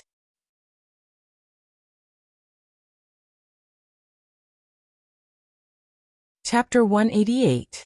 After a field visit to the North Slope mine and 2 consecutive days of negotiations, Roland reached a new trade contract with Hogg and the Crescent Moon Bay caravan. Hogg's eyes almost popped out of their sockets when he saw the high-speed operation of the ore transportation system. He even proposed to invest money to build a factory in Border Town, specializing in the construction of mine tracks and supporting equipment, and split the profits equally, but was rejected by Roland. Attracting investment was something that could only be done when there were many people. What the town lacked now was people, not money. After all, Hogg was only a mining businessman. Although he owned several mines and managed an open-air silver mine for Earl Kambala in Silver City, he could only provide miners, which was much worse than the strength of the Crescent Moon Bay caravan, who owned an island. In the end, he signed a contract to order steam engines 6 months later, the same number of 10, and a complete mine transport system, including tracks and mine cars. Half of it would be delivered before the months of the demons, and the rest would be made up for next year. The tone of the Crescent Moon Bay caravan was much bigger, and Gammon directly signed a 10-year contract. When the caravan came next time, he would bring a team of 300 people, mainly composed of blacksmiths and carpenters. The remuneration of these people would be paid by the Crescent Moon Bay, and Roland only needed to provide accommodation and food. The steam engines they produced in the next 10 years would be sold to the Crescent Moon Bay first, and after 10 years, they would voluntarily decide whether to stay or leave. This point was negotiated repeatedly by Roland. There was no doubt that there would be confidence of the caravan in this group of people, and even with this, the other side would inevitably choose as many people as possible who were loyal to the Crescent Moon Bay, and when the time came, it was unknown whether half of them would decide to stay. But for Roland, skilled workers were always not enough, and leaving 10% was a profit. He was never worried about technical advantages, but worried that no one would come to transform his technology into practical products. In addition to the steam engine, the second big order came from the transformation of ships. Together with the 300 craftsmen, there were also 2 river sailboats. The Crescent Moon Bay caravan hoped that Border Town could transform them into steam-powered paddle steamers. The transformation fee for a single boat was as high as 1,800 golden dragon coins. The 2 boats added together directly exceeded Marjorie's steam engine order. In contrast, although the mug had received 3 orders, the total amount was less than 300 golden dragon. And that was when Roland raised the price 10 times higher than the convenience store. He couldn't help but sigh at the difference in profits between industrial products and civilian products. If he couldn't mass-produce them, civilian products would just satisfy the needs of the town's residents. To the prince's surprise, the iron breastplates and the iron farming tools were neglected. Later, it was during dinner that Marjorie answered his doubts. Although your breastplate is indeed cheaper, the production is too small. If you resell it, after deducting the transportation costs and taxes, you might only make 5 or 6 golden dragons worth of profit. Also, your armor was forged by a hydraulic hammer, right? Or a steam engine. In any case, the price of this armor is very fixed. It's expensive because of the high-quality iron, not because of the labor. She paused. It's even less necessary to buy it for your own use. Sea merchants, whether guards or sailors, rarely wear heavy iron armor, which will make them sink quickly when they fall into the water. Most of the time, the armor is a shackle for them, not protection. The same is true for farming tools. If you can't get a lot of cheap iron, even if it's cheap, it won't be much cheaper. Compared with the local similar goods, it's difficult to form an advantage. Unlike those colorful cups, the price is completely uncertain. If you meet a nobleman who likes it, you may be able to earn several times the price. I see. Roland thought about it and found that it was true. For goods with stable prices like armor and farming tools, it was difficult to push down the price too much when the material cost was a large part. He was cheap because the steam engine forging was more efficient than the water hammer. Unfortunately, this price difference was not enough to attract the interest of big businessmen. Moreover, the white plate armor with Soroya's piercing coating was also part of the First Army's change of equipment. Before the iron production increased, it was impossible to sell it in large quantities. The day of the anticipated opening of the play soon arrived. In the afternoon, the townspeople surrounded the central square. This was under the situation where Roland demolished the surrounding old buildings and doubled the area of the square. In order to promote the play, Roland began to issue an announcement a week in advance to notify the people, and also specially ordered the Ministry of Agriculture to send people to the outer residential area of the town to mobilize the serfs to watch the play. As the Lord, Roland obviously had the best viewing position. In the direction of the performance stage, Carr set up a temporary wooden stage. The wooden stage had a total of 3 rows, and could accommodate about 100 people. Roland sat in the middle of the 3rd floor. On one side of him was the Witch Union, next to him was Anna, and on the other side was the merchant group, with Marjorie being the closest. The first and second floors were mostly officials and apprentices of the city hall. In order to ensure safety, the people around the wooden stage were all soldiers of the First Army. While they watched the play, they separated the prince's position from the civilians. At this time, it was about 4 o'clock in the afternoon. The scorching sun had already faded. Coupled with Vendi's cold wind from time to time, all the people on the viewing platform enjoyed the VIP treatment. Amidst the applause of the crowd, the actors stepped onto the stage one by one. To be honest, Roland had no idea what the final result of this premiere would be. After handing over the script to Irene, he no longer cared about this matter. Whether it was recruiting actors or rehearsing, she and Philin were all busy. Now that he thought about it, a newcomer in the theater, who only appeared on the stage once, how much experience could she have? Moreover, the friends she found were probably all minor actors who couldn't get a chance to perform in the theater in Longsong Stronghold, and went to Border Town. In other words, this was a new play directed, choreographed, and implemented by a new team. Fortunately, Roland didn't mind failure. This play was not for the ticket income, nor was it to promote how excellent the script was. This was an enlightenment performance, and it would be performed more than once. If they didn't perform well this time, they would improve next time. "I know why you're so confident in this performance," Marjorie suddenly exclaimed. "You actually invited Miss May." Roland was stunned. "Who? May, don't tell me you don't know about this." "God, before I came here, I saw her performance in King's City." Marjorie smacked her lips. "She's the best in both the understanding of the role and the creation of emotions. A Prince's Search for Love won countless tears. Even Cajun Fells was full of praise for her." "Who's Cajun Fells?" Roland rummaged through his memory and found that he had no impression of this name at all. "Your Highness, are you really from King's City?" Marjorie blinked. "If I may ask, who is the person you're most familiar with in King's City? Except for the people in the court." "Magic Hand Yorko," Roland blurted out. He immediately realized that something was wrong. "Oh." Karina gave him a meaningful look. "The most famous playboy.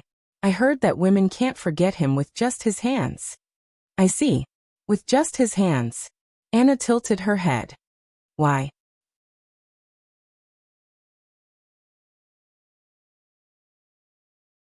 Chapter 189. There were no curtains, no speeches, only a wooden board separated the stage from the preparation room. It was the first time for a group of people to perform a play on such a simple stage, and it was also their first official performance in their lives. The story takes place in the capital of a kingdom. In the outer city, there is a beautiful and kind-hearted girl. As the narration sounded, Irene slowly walked onto the stage. She was wearing a dirty gray robe. Her hair was messily coiled on top of her head, and her face was covered with black dust. Swinging the broom in her hand, she carefully swept the floor, and from time to time bent down, using the corner of her robe to wipe off the dirt that was difficult to remove. After several days of rehearsal, Irene had already memorized the entire plot process. The story was very simple. A commoner woman who had lost her mother was bullied at home, but because of her kindness, she saved a witch. The witch used her magic to send her to the ball held by the prince, and she fell in love with the prince at first sight.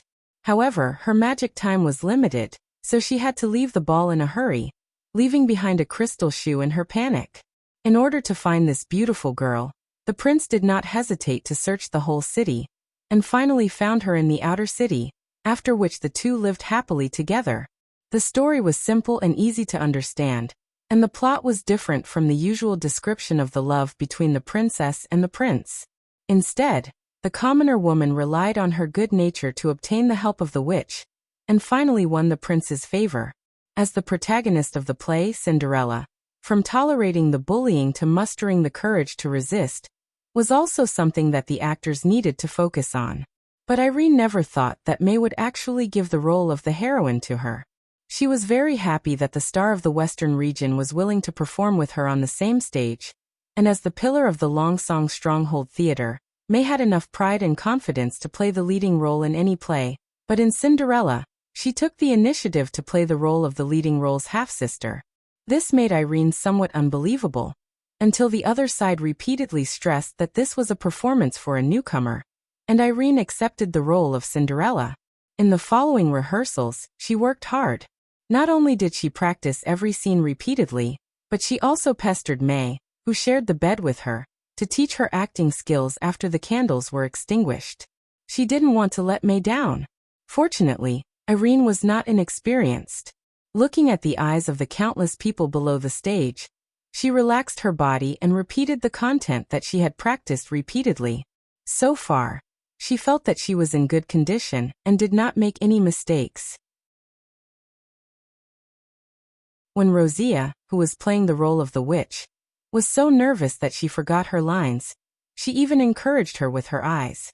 "I'll share half of the oatmeal with you. Don't eat too fast, it's still hot. Thank you for your kindness, little girl. I will repay you." When Wuxia walked backstage with a hunched back, the crowd applauded one after another. This made Irene feel relieved. One had to know that forgetting one's lines during an official performance in the fortress's theater was an intolerable mistake. The nobles would only jeer at the actor instead of applauding him. At this moment May appeared. This scene was the first conflict between the mean elder sister and Cinderella. Under the elder sister's bullying and humiliation, the latter could only hide in the basement and cry in front of her mother's portrait. But when the other party stood in front of her, Irene suddenly found that the atmosphere on the stage had suddenly changed. She was no longer the silent star of the theater during rehearsals. She had become the ruler of the stage.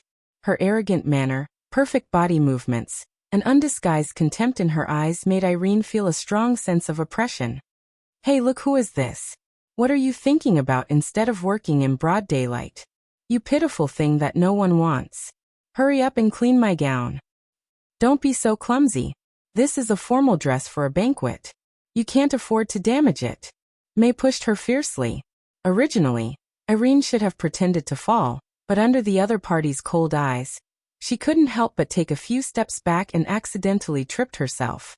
Without any buffer, she fell to the ground. Her elbow hit the stage floor, and a burst of burning pain came. Really a useless waste. May no longer looked at her. Instead, she walked to the center of the stage, faced the silent square and the crowd, and began her monologue. As expected of Miss May, Marjorie lowered her voice and praised. With a few simple words, she attracted everyone's attention. This role has been completely brought to life by her. "Well, she's really good." Roland nodded. "But this person is too good." The disgust and contempt she showed for Irene seemed real. Even sitting here, he could feel her ruthlessness. The emotional appeal could be seen from the expression of the whole audience. But she was not the main character. Irene's originally good performance suddenly lost a lot of color in front of her.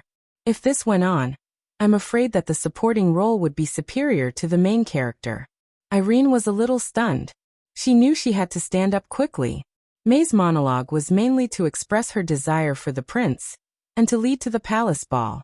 It wouldn't last long. She had to leave the stage before the scene changed. But the familiar feeling from the past rehearsals had left her. For the first time, Irene found the stage so strange. Is this all you've got?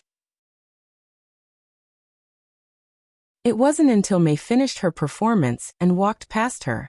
The fluttering hem of her dress slapped her face that she came back to her senses. The other party didn't speak, but Irene read this sentence from the Star of the West's cold eyes. Irene knew that May couldn't pull her up. The two of them were like fire and water. Once they reached out, the play would be over. She bit her lips, and the smell of iron overflowed from her lips. Looking at the back of May disappearing behind the partition, she wanted to get up and leave, but Gate and Sam had already trotted up with the props. Sam also took the opportunity to place the barrels in front of her and whispered, "The next scene is still yours. Go on, come on." Irene knew that this was against the rules, but indeed she had missed the opportunity to go on stage. So the audience saw a wonderful scene change. Cinderella sat motionless on the stage, and the surrounding scene changed from the living room to the basement. The beautiful round table and wooden chair changed into barrels and rattan baskets. The people carrying the props went back and forth, but the girl remained in the same position, as if frozen in time. The next plot was Cinderella trapped in the basement, and the witch appeared to rescue her. Not only did she give her beautiful clothes, but she also summoned a carriage that could directly take her into the palace. Remember, the time can only last until midnight. You must leave the palace before the dragon bell rings. Otherwise, the clothes and the carriage will disappear. Ah yes. I know, thank you. At this time, Irene still hadn't gotten rid of her bewilderment. Previously, when she was hiding in the backstage and secretly watching May's performance, she only felt that this woman was very free and at ease. And in front of more than 1,000 spectators, she only felt that this woman was very powerful. But when she stood on the stage and faced this bright star, she completely understood the other side's amazing acting skills. Is this the distance between a star and a flower?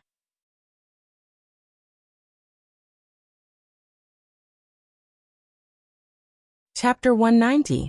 The prince actor is quite handsome, but his expression is too stiff, Marjorie said. Ah, it's him. Roland was a little surprised. The Light of Dawn, the first knight of the Western region, is now a teacher in Border Town. He's not an actor. Not an actor? The businesswoman was surprised. Then how can he go on stage? We have limited manpower, he said with a smile. Look at the other two. They are the actors who moved the props for the scene. If they were to play the prince, they would not be able to make Cinderella fall in love with them at first sight. You're right. Irene, who had changed into her costume, stood aside and watched May walk to Philin Eltec, put her hand on his shoulder, and dance with him. No, Philin didn't know how to dance. He was just guided by May's exquisite dancing skills and swayed with her steps. This part didn't appear in the rehearsal. Irene realized that this was an impromptu performance by May. The elder sister tried to seduce the prince in every possible way, but the prince remained unmoved. He only maintained a polite conversation with her until Cinderella appeared in front of the prince. Only then did the prince shift his attention to this beautiful woman with bright eyes and white teeth. Irene knew that as long as she walked over, Philin would leave May aside according to the script and play out the love story of him falling in love with her at first sight. However, anyone could see that her current muddle-headed appearance was not attractive to May at all. Why would the prince leave her, who was more beautiful and moving, and choose her, who was ordinary? At this moment, she saw the look that Philin cast at her. There was helplessness, comfort, encouragement, and love. Irene felt that the stage suddenly quieted down. The laughter, cheers, and discussions of the townspeople disappeared. Her friends in the theater also disappeared. Only May, Philin, and herself were left on the stage. That's right, her acting skills were far inferior to the star of the Western region. So, should she just give up and admit defeat? No, a voice in Irene's heart whispered to her. No, she wanted to continue acting. This was a rare chance for her, or rather, her last chance. If she gave up, she might not get another chance like this again. To be able to compete with such an outstanding actress on the same stage. She also wanted to become a person like May, who could stir up the atmosphere of the audience with her every movement, and let everyone's focus gather on her. I'm sorry, May, she said in her heart. If the prince was an actor in the theater, she wouldn't even have the courage to compete. It was almost impossible for her to defeat the Star of the West with her acting skills now. But he wasn't. He is the light of dawn, my lover, Irene thought. Please forgive me for being shameless. I don't want to lose to you in front of him. The stage disappeared, and in front of Irene was a wheat field. The golden ears of wheat had matured and hung down heavily, swaying gently with the evening wind, waiting for people to pick them. In the distance, she could see the setting sun falling into the horizon, gilding the slowly flowing Redwater River with a layer of warm color. This was the place where they often met. In the reddish-orange sunset, the prince turned back into the knight, who had been in love with each other for a long time. As long as she revealed her most beautiful side in front of him, he would never be able to look away from her. This was not acting, but her true self. Irene lifted the robe that was in the way, tied a knot, and walked towards Ferlin. Confidence returned to her heart, and everything was so natural. She walked to the knight and smiled at May, who unconsciously released her hand on his shoulder. Can I dance with you? She asked. A familiar smile appeared in Ferlin's eyes. Of course, Mississippi, although he wasn't as skilled as May, but under her guidance, the knight's dance was more natural than before, and the tacit understanding between the two infected the audience. Everyone began to applaud and whistle, followed by cheers from all directions. The noise brought Irene back to the stage. She stood on tiptoe, kissed the prince on the cheek, then pushed him away and quickly ran backstage. At the same time, the deep sound of the bell rolled over the square, echoing faintly from the distant mountains, no more no less, exactly 12 times. Soon the play came to an end, and it was the final climax of the play. The prince searched from house to house in the outer city, and finally came to Cinderella's house. At this time, the little girl had changed into a dirty gray robe, holding a broom, and was pushed aside by her sister. But her sister was still beautiful, and could also wear the crystal shoe. Your Highness, what are you hesitating for? I am the person you are looking for. No, she is not. You shut up for me. Although at this moment, May's performance was not inferior to before, and even a bit more oppressive, Irene no longer cowered. She walked out from the corner, step by step, to the center of the stage, and looked directly at the other side, revealing an unyielding and defiant look. The audience applauded this wonderful scene. At this moment, the witch suddenly appeared. She waved her hand, letting Cinderella put on the evening dress again. Your Highness, she is the person you are looking for. Rosia forcefully tore off Irene's gray robe, revealing the evening dress underneath. Almost at the same time, her coiled hair suddenly scattered. After smoothing it out, the Cinderella who stole the prince's heart once again appeared in front of everyone with an incomparable posture. The atmosphere of the audience exploded in an instant. Everyone was boiling under the embrace of the prince and Cinderella, and the sound of a gun salute from outside the stage pushed the atmosphere to the climax. The long applause and cheers continued until the end of the narration. The actors bowed and left the stage, and everyone did not stop applauding. This is really wonderful, Marjorie clapped. I thought that the little girl would be completely overwhelmed by May, but I didn't expect that she would be able to come back in the end. And I don't know if it was an illusion, but her interaction with the prince was more natural than May's, as if she really should be with the prince. It is indeed surprising, Roland nodded. Irene at the back was like a different person. It should be her own performance, so she could maintain her confidence under the aggressive May. In a short time, the prince turned back into her husband, and got rid of the shackles of the stage. This ability is also very good. In time, presumably, she can also become a rising star.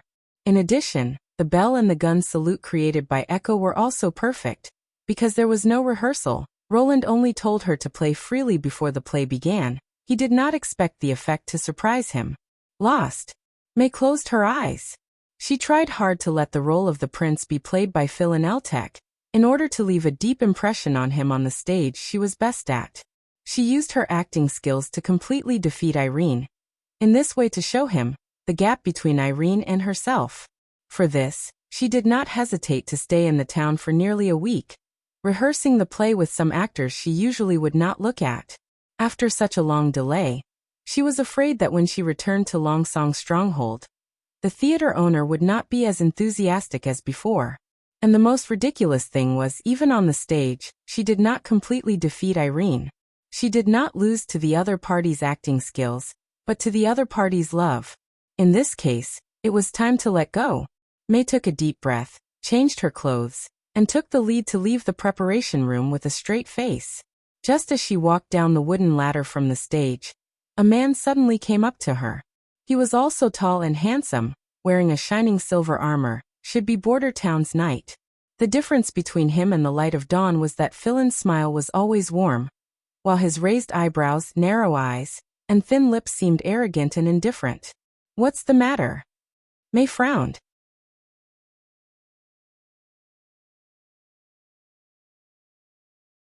Chapter 191. Perrault took a sip of black tea, leaned back in the soft lord's chair, and took a deep breath. It had been more than 2 months since he took over Longsong's stronghold, and he found that he liked this hall more and more. The stair-like structure allowed him to look down at the officials and attendants standing below from the main seat. This feeling of having power in his hands made him very satisfied. In the first month, some small nobles jumped out to openly question him, or secretly planned riots and so on. Of course, the people behind the scenes who provoked them were from the elk and wolf families. Perrault followed his father's advice and sent all the nobles without titles or underground rats to the gallows, and the small nobles with titles were imprisoned until their families paid the ransom and expelled from the western region. Thunder implemented this set of measures, and the situation quickly calmed down. After all, except for the Honeysuckle family, the other families' knight were all arrested in Border Town, so it was impossible to openly oppose Perrault's policy. Afterwards, he divided a part of the profits of Longsong's stronghold to compensate the big families for the losses during the arrest, so that all the nobles temporarily formed a relatively stable interest group. Now 30% of the income of Longsong's stronghold was turned over to Border Town, and 30% of the remaining 70% was used to maintain the city's operation. 20% was used to appease the other great nobles, and the whole territory received the remaining 20%. Now the portrait hanging behind the Lord's throne was replaced by the Duke Ryan, the fourth Prince Roland Wimbledon, who was looking forward to the day when he could hang his own portrait of Perrault Hull. If he could completely control Longsong's stronghold, his earl's territory and Longsong's stronghold would be connected, becoming a veritable duke's territory. He could also save 50% of the taxes paid to appease the nobles, and invest it in Longsong's stronghold's business and trade in exchange for more generous returns. Of course, the premise was that Roland could smoothly ascend the throne and become the king of Grey Castle. My lord. A guard walked into the lord's hall and handed him a letter. It's news from Border Town. Hearing the words Border Town, Perrault immediately sat up straight. He took the envelope and flattened the thin papyrus. From the poor quality of the paper, he could see that the letter came from his informant among the serfs. The result of the battle more than 2 months ago was incredible. Although Perrault did not go there himself, he heard a bizarre story from his father. In order to ascertain the cause of the Duke's defeat, he placed many of his confidants in the hands of the people he sent to the town. They disguised themselves as craftsmen, herdsmen, or serfs, and sent back to the stronghold the news and intelligence they saw. He believed that the other families would do the same. But so far, apart from the 2 people disguised as serfs who still sent new information every month, there was no news from the craftsmen and herdsmen, as if they had disappeared. Did they betray him? Or were they killed by the prince after he found out? He shook his head and focused on the secret letter. The contents of the letter were written with charcoal, and the handwriting was crooked, with traces of water in some places. It seemed that it had been written surreptitiously while working. The first paragraph said that an unknown iron tower was being built on the bank of the Redwater River. The top of the tower was piled up with a huge iron pot, 3 of which had already been erected, each of which was close to the height of the stronghold wall. The blacksmiths seemed to have completed the production of the iron tower in the town, and when they arrived at the river, they had already completed the tower. Then the soldiers of the First Army would erect a barrier around the iron tower, and the next day, it would magically be erected. Construction. It's this word again, Perrault thought. The last secret letter was also like this. Looking at the information, it seems that the prince is constantly building the town. Last time it was roads and bridges, and this time it is building the iron tower. Does His Highness want to spend all the golden dragon that he plundered from the stronghold castle? Moreover, the purpose of the iron tower is still unknown. It must be known that the spy hidden among the serfs is not a real serf, but an experienced and knowledgeable guard. If it was a sentry tower or an arrow tower, he would certainly be able to see it at a glance. Probably because the iron tower has not been completed yet, it is not easy to judge. Perrault shook his head. Maybe he will have more detailed information next month. He moved his eyes to the next paragraph. In the letter, it was written that a large merchant fleet stayed at the town's pier for a week, and then left to the east, their destination unknown. During the stay, a lot of ore ingots and saltpeter were unloaded from the ship. The purchase of saltpeter was easy to understand.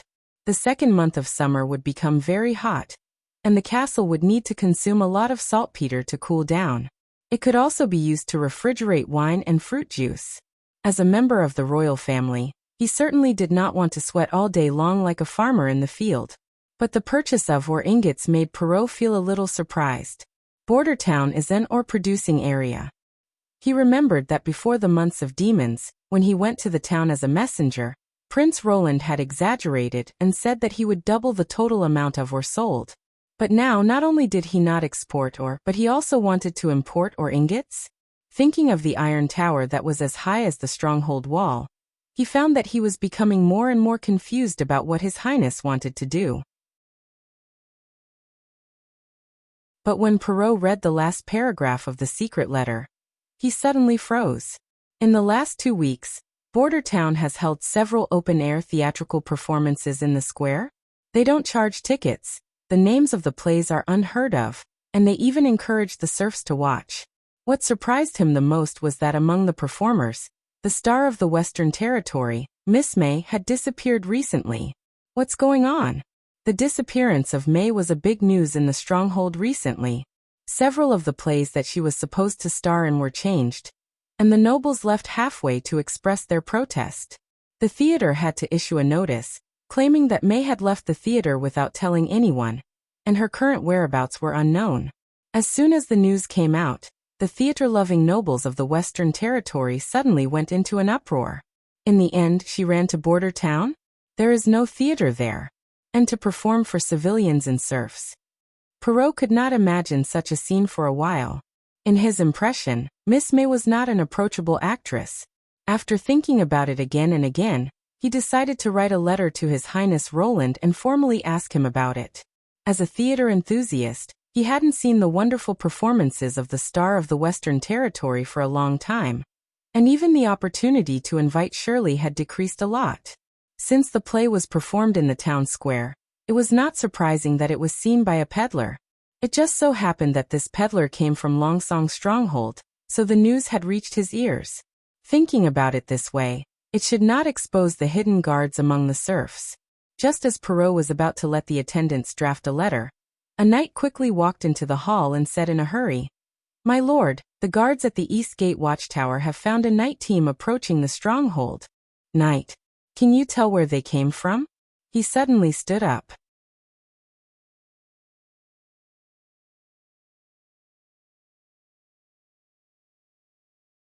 Chapter 192. There were about 50 people, all dressed in armor, shining in the sun. There were 4 flags in the team. 3 of them were the flag of the royal family of Grey Castle, the Twin Spears Tower flag, and the last one was the flag of the Horsehead Tower flag. After thinking for a while, he recognized that it should be the symbol of the Hawes family of the northern region. One of the knights' team walked out and shouted, "I am Lehman Hawes, the messenger of King Timothy. I bring the resolution of King's City. Please lower the drawbridge. Where's the proof? Perrault asked loudly, poking his head out. The other side took a bow and arrow from his back, tied a paper roll to the arrow, and directly shot it to the top of the city wall. The guard next to him immediately picked up the arrow. Perrault unfolded the parchment, and saw that the bottom of the document was faintly inlaid with crisscrossing gold threads, and the lower right corner was stamped with the royal seal of Wimbledon. It was indeed the messenger of the new king. Lower the drawbridge. Open the door. Perrault took a deep breath. He had already roughly guessed the content of the so-called King's City resolution. It was most likely related to Roland Wimbledon. Since the other side was not a fake, he had no reason to refuse the new king's messenger, otherwise it would be equivalent to making an enemy out of Greycastle King's City. Once this news spread, the other families would certainly not hesitate to point their spears at the Honeysuckle family territory, and the suppressed undercurrent in the city would instantly rebound. However, Timothy only sent a delegation of 50 people to inquire about the situation, which also confirmed the fourth prince's statement. The new king might not have the time to govern the western region. Since His Royal Highness could even repel the Duke's coalition army of more than 1,000 people, perhaps these 50 people could only return without accomplishing anything. Of course, this news still needed to be reported to His Highness Roland as soon as possible. Thinking of this, he called the previous night. Westeros, you take 3 short-tailed horses, change them all the way, and as soon as possible tell this news to the Lord of Border Town. Just say that Timothy's men have arrived. Yes, sir. Westeros nodded. Seeing the knight turn around and leave, Perrault sighed. Let's go down and welcome the new king's messenger. Only when he stood at the city gate did he realize that other than the dozen or so people at the front of the procession who seemed to be in high spirits, the rest of the night looked a little dispirited. Their bodies were hunched as they sat on their horses, as if they would collapse at any time. Hello, Sir Leman. Perrault nodded in greeting. I'm the fortress manager, Perrault Hull of the Honeysuckle family. The word fortress manager made him feel a little awkward.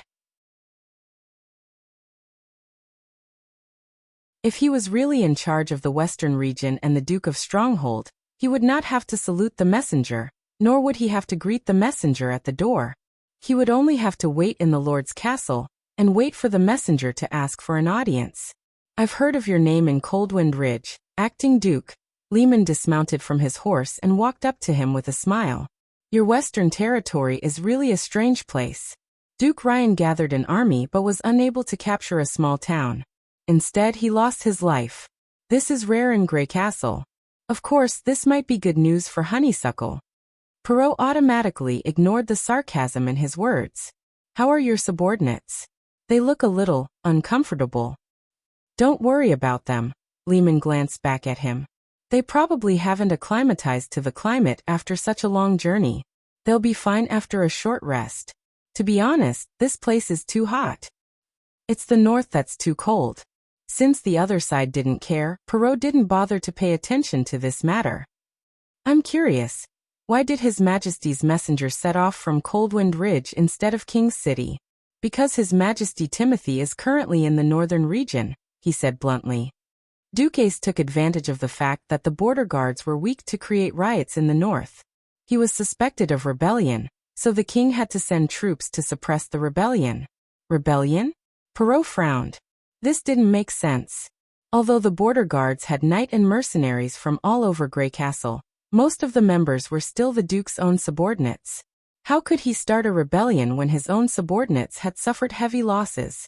Thinking of the Duke Ryan's letter that he intended to take advantage of this opportunity to annex the northern region, a bad premonition arose in his heart. Could it be that Timothy Wimbledon had the same idea? So what was King's City's decision? A recall order, Leman said. His Majesty sent me here precisely because he didn't want to see the western region also fall into chaos. If I remember correctly, as early as the months of demons, His Majesty sent a recall order to Roland Wimbledon, but he still hasn't returned to King's City. The document should have been sent to Stronghold 5 months ago, but His Highness Roland didn't return to Stronghold to take refuge before the months of demons like the previous lords. Perrault paused. At that time, He was in Border Town leading his people to resist the invasion of demonic beasts, so he couldn't immediately return to King City. Now it's been almost 3 months since the end of the months of demons, Lehman couldn't deny. The king sent me to escort him back to King City. When do you plan to go to Border Town? We'll leave early tomorrow morning. Normally, it would take them 3 days to reach Border Town, but if the knight I sent out traveled day and night, it would only take 1 day and 1 night to deliver the news. In this way, His Highness Roland should be able to make preparations. Perrault thought, I can only do this much. Leading the delegation to the stronghold's camp, he stopped and said, this was originally the Duke's Night Regiment's station. You can rest here for the night. Dinner will be sent to you. As for Mr. Messenger, he looked at Lehman Hawes. The castle will hold a sumptuous dinner for you. Please be sure to attend. Thank you for your generosity, Sir Perrault, the latter said with a smile. After the dinner, Lehman returned to the camp and walked into the central tent. Several of his men immediately surrounded him. How is the situation? He asked. There are people watching all around, and there are nearly 100 troops stationed at the exit, but most of them don't have complete armor, so they should be the city patrol, one of them reported. It seems that the Lord doesn't trust us. At least the information is correct, and the news I heard from the banquet also confirmed this, Lehman said in a deep voice. After the Duke's defeat, most of the knight were captured and sent to Border Town, so there are not many elites in Stronghold who can be used in combat. Before arriving here, he had already learned about the situation in Longsong Stronghold. The task given to him by His Majesty Timothy was very simple. That is, to find out the reason for the Duke's defeat, and then take the corresponding measures to seize control of the western region as soon as possible. Those who took the medicine. How are they? They are almost at their limit, another man said. Now as long as they are given the pills, they are willing to do anything. The envoy delegation was just a cover, a team of 50 people, of which only 13 were real knight. The rest were mercenaries pretending to be knight. Under the influence of the church's pills, they were now more obedient than hounds, and more ferocious than demonic beasts. This was the key to Lehman's capture of the city gate. According to the plan, another 1,500 militia troops were slowly approaching Stronghold. As long as they opened the gate, the city would fall into their hands.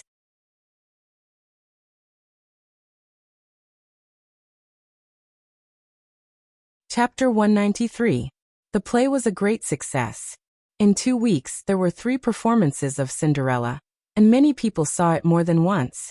If the first performance was because of the publicity and notice, then the next 2 performances were completely spontaneous. There were even people who went to the city hall to ask when the 4th performance would be. Such a response made Roland overjoyed. Everyone was completely attracted by the story, and almost no one raised any objections. Why was it a witch who helped Cinderella? Next month, when the Rooster Crows at Midnight would be performed, it would be almost exclusively for the poor people. He didn't know what the serfs would think of the witch who helped them in the play. Another good thing was that the crew settled down in the town and accepted the existence of witches. After the 3 performances, Irene took the initiative to find Roland and asked him why there was a sudden sound accompaniment during the performance, and Roland introduced Echo to her. Under Nightingale's secret observation, although Irene was surprised, she didn't show any disgust or disgust. Instead, she seemed very curious, asking Echo all sorts of questions and making her demonstrate the sound illusion several times. As a result, Echo also joined the crew and became the master of music behind the scenes. In order to avoid accidents, Irene only rehearsed alone with Echo when she needed to match the sound effects, and the rest of the crew didn't know about it. There was no doubt that the next play would reach a new high in the richness of the sound effects. Another good thing was that the castle was about to usher in the era of running water. The towering water tower stood in the castle's backyard. The tower was made of welded iron frames and was triangular in shape. The top of the tower was connected to an iron bucket with a diameter of 2 meters and a height of 3 meters. There was a float valve in the bucket, which could easily control the height of the water. The tower was welded by Anna, and then covered with an anti-rust coating by Soroya. Finally, with the help of Hummingbird, most of the weight was reduced, so that it could be installed on the pre-poured cement base. Due to the height of the castle, the water tower in the backyard was higher than the one by the Redwater River. It was close to 12 meters, almost level with the top of the castle. In order to prevent it from collapsing, Roland also added a wall connection to the water tower, so that the water tower and the castle were connected as a whole. The steam engine was located outside the backyard and used to supply water to the water tower. The water source came from the well in the backyard of the castle.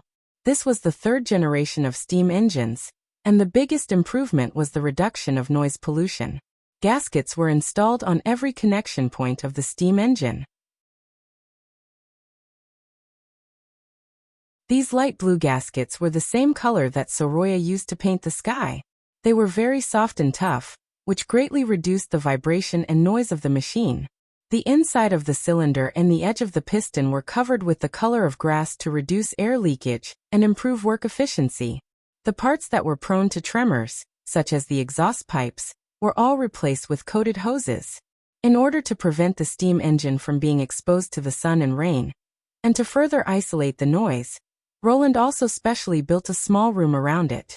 The walls of the room were painted by Soroya with a layer of honeycomb paint to act as a porous sound-absorbing material. The actual test results showed that even if it was operated at night, the noise of the machine would not wake up the sleeping people in the castle. However, Roland's attempt to make the steam engine feed automatically failed. His original idea was to use the flyball of the steam engine governor to control the valve of the wooden box. When the steam pressure dropped, the flyball would close and open the valve, allowing the firewood in the wooden box to roll into the furnace. But in this way, the governor must be made very large, otherwise the flyball's weight would not be able to drive the valve. Roland thought about it and decided to give up. The wooden box could only be filled with firewood once, and after it was used up, it had to be filled manually. It would be better to arrange people to fill the water tank with water every day. The last step was to install the water pipes, including faucets, showers, pipes and the corresponding drainage pipes. Because the castle was not like the newly built brick houses in the residential area, these holes were left, and the stone roof and walls made the transformation very troublesome. This step took nearly a week.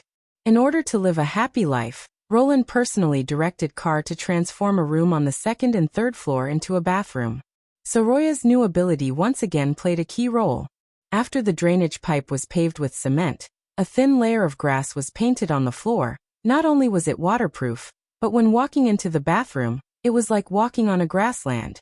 Inspired by this, Roland simply let her paint the whole room. The ceiling was an open blue sky and clouds.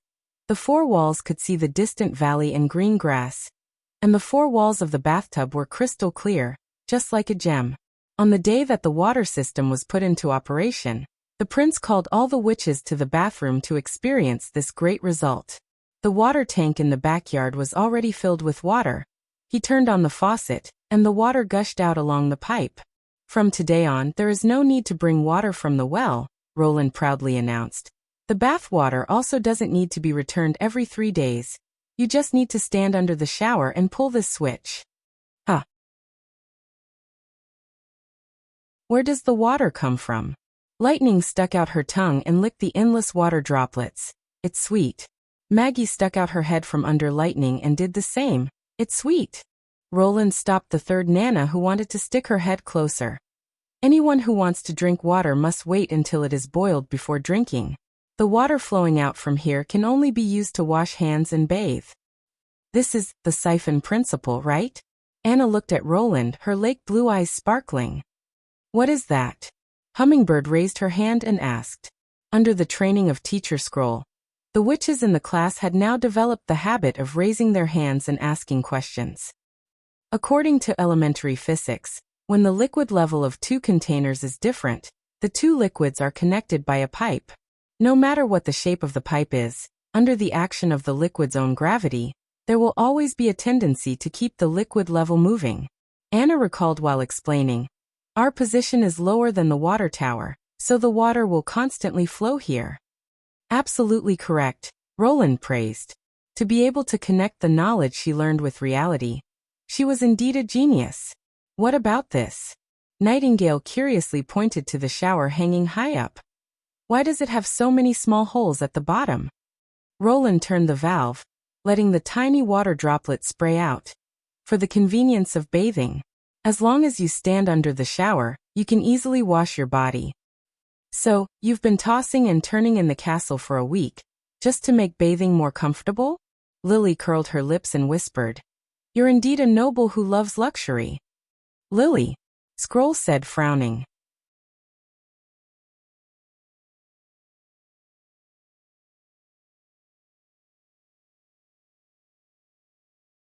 Chapter 194. Not long after the prince returned to his office, Scroll also followed him in. Your Highness, I'm sorry, Lily, that child didn't mean it. I don't care, he smiled. She's just a little girl. Only you are so tolerant of us, Scroll sighed. She wasn't like this at the beginning, but after being deceived, it's hard for her to trust ordinary people. Was it before she joined the Witch Cooperation Association? He asked.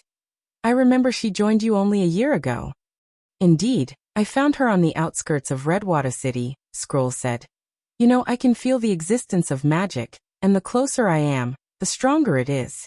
Although I can't directly see the shape and color of the magic like Nightingale can, it can at least be used to find new witches. So every time I passed through a town, I would disguise myself as a noble lady who wanted to adopt a child, and go to the local shelter or orphanage to look for sisters who might have awakened. She paused. At that time, Lily was locked in a remote town shelter, but when I asked to adopt her, I was refused. The owner of the shelter told me that they only sold adult girls. Why? Roland asked doubtfully. The latest time a witch awakened was before adulthood. Could it be related to this? At that time, we also felt very strange, so we let Nightingale sneak into the shelter, looking for the books, records, and relevant information. Fortunately, the shelter was far away from the town, so we could stay here for a longer time. Why didn't you take Lily directly? With Nightingale's help, it shouldn't be difficult, right? Indeed, it's not difficult, Scroll nodded. In addition to the owner wearing a god stone of retaliation, there are no other stones or traps in the shelter. But we can't do this. There is a precedent for this kind of thing. What precedent? The prince made a cup of tea for Scroll. Thank you, she took the teacup. In the beginning, as long as we found a witch, we would forcibly take her away, but an accident happened in Swordsmanship, which changed our approach. At that time, there was a young witch who had just awakened, who believed that we were evil. After she was taken back to the Witch Cooperation Association, she didn't listen to our explanation and attacked us. In the end, 2 of our sisters were seriously injured and died, while she was also killed by Kara's death sentence snake. So from then on, we would carefully observe the witch for a period of time to determine her situation and thoughts before taking any action. If the church pursues us too closely, we can only choose to give up. So, the meeting between Nightingale and Vendi wasn't a coincidence? Of course not. Scroll took a sip of tea and shook her head with a smile. From the time we discovered the existence of Nightingale to the time when Vendi came into contact with her, only a little more than a month had passed.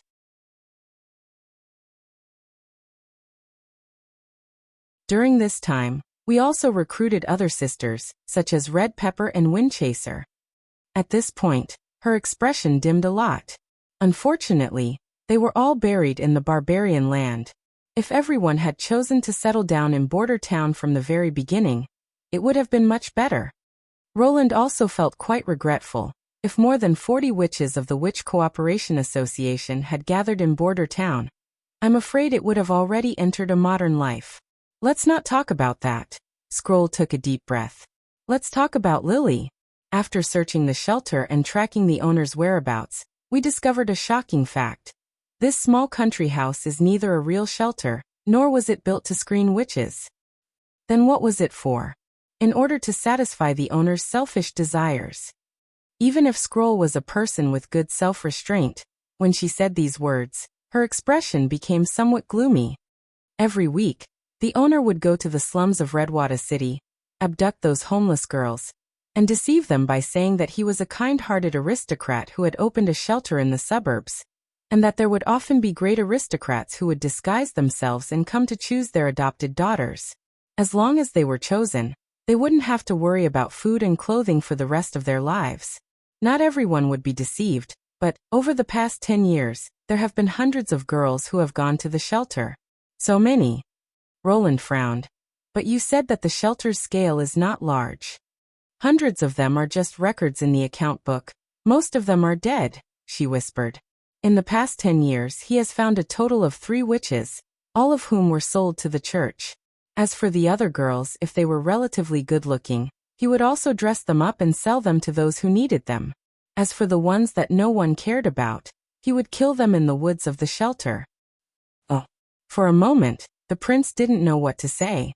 Suddenly, he felt a pair of hands gently placed on his shoulders from behind.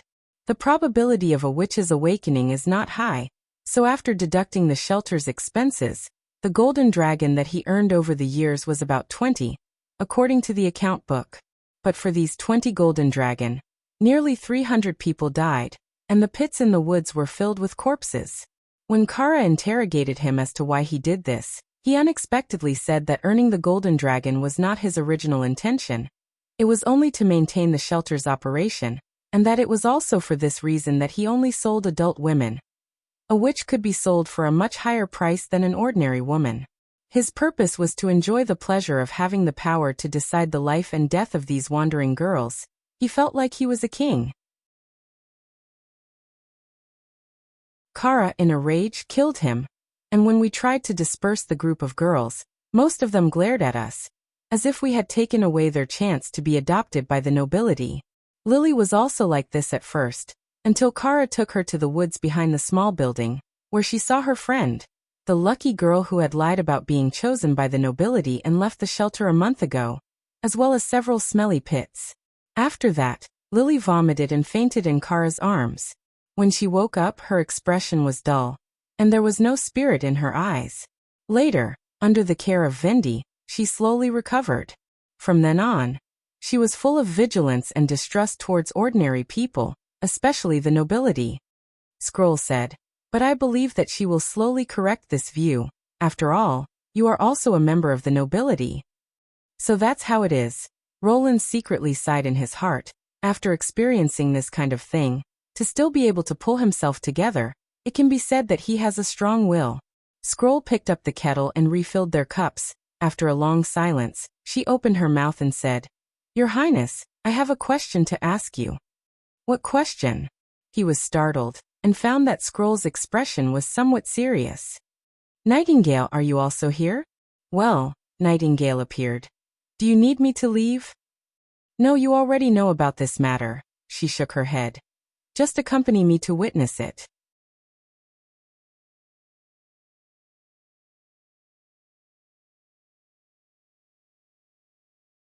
Chapter 195. For a moment, Roland wondered if he had misheard. What?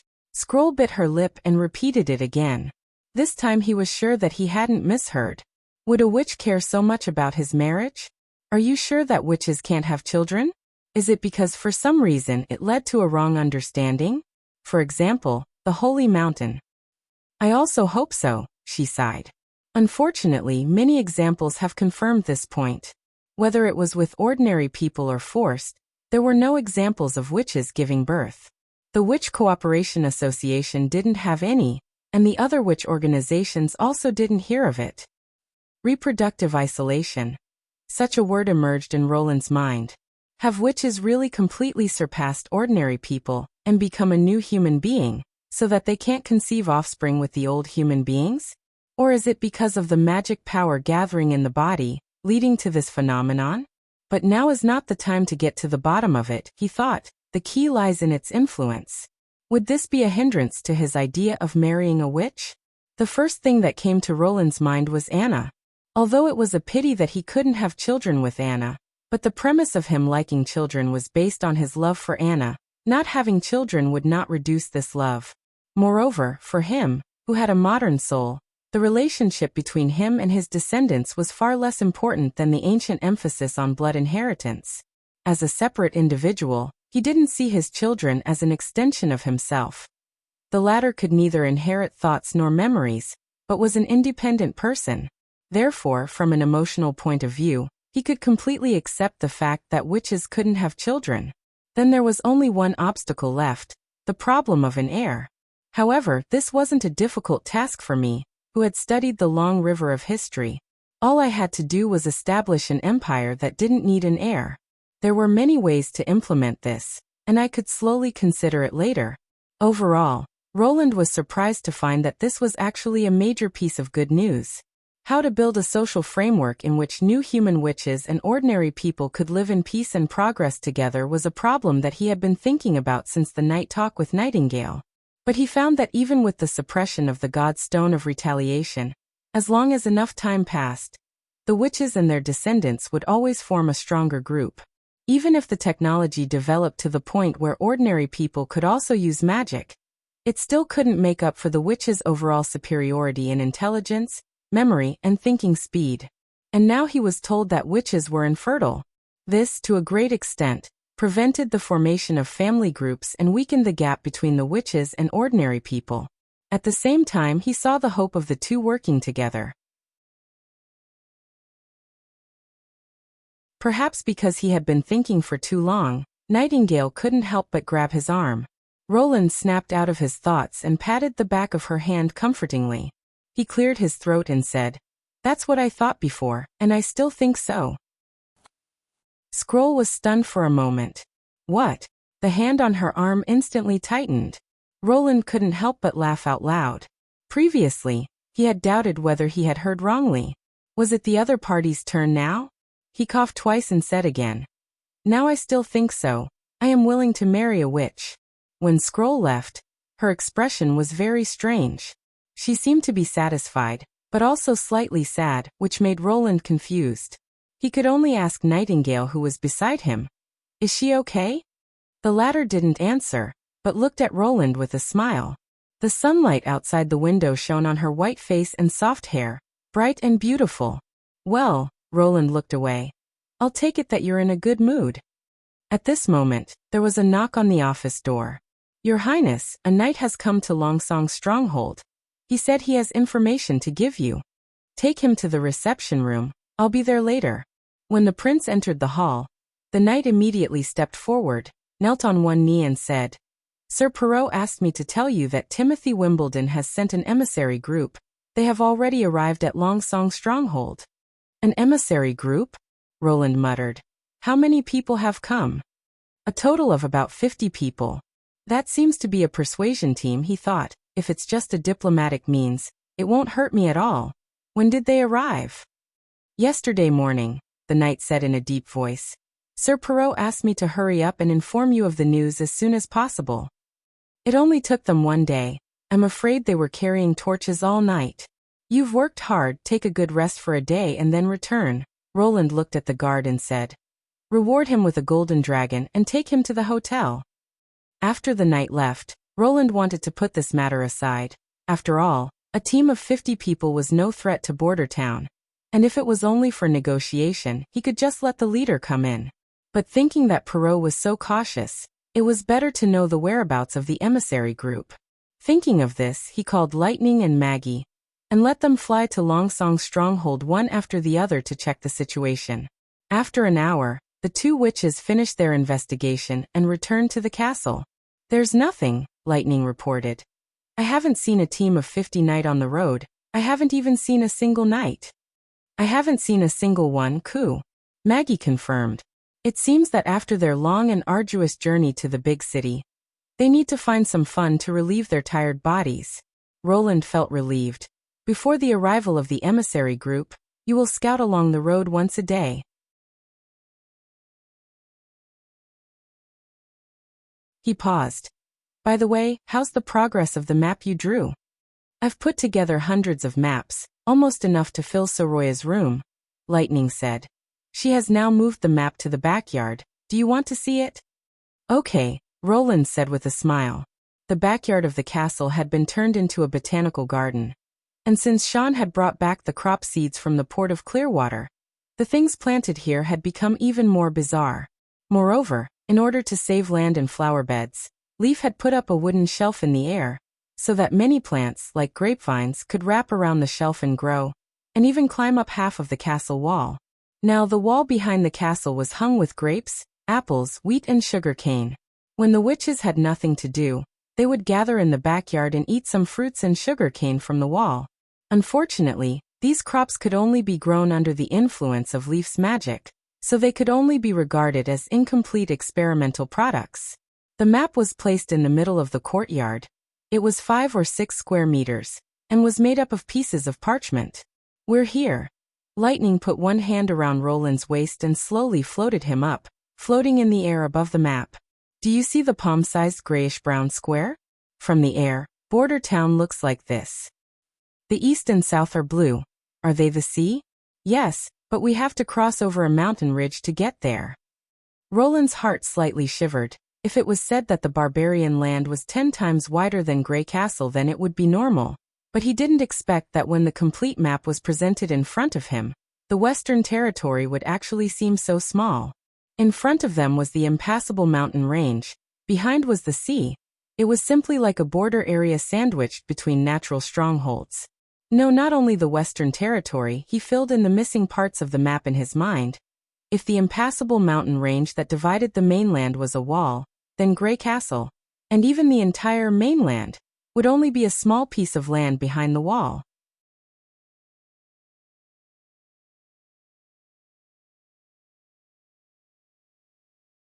Chapter 196.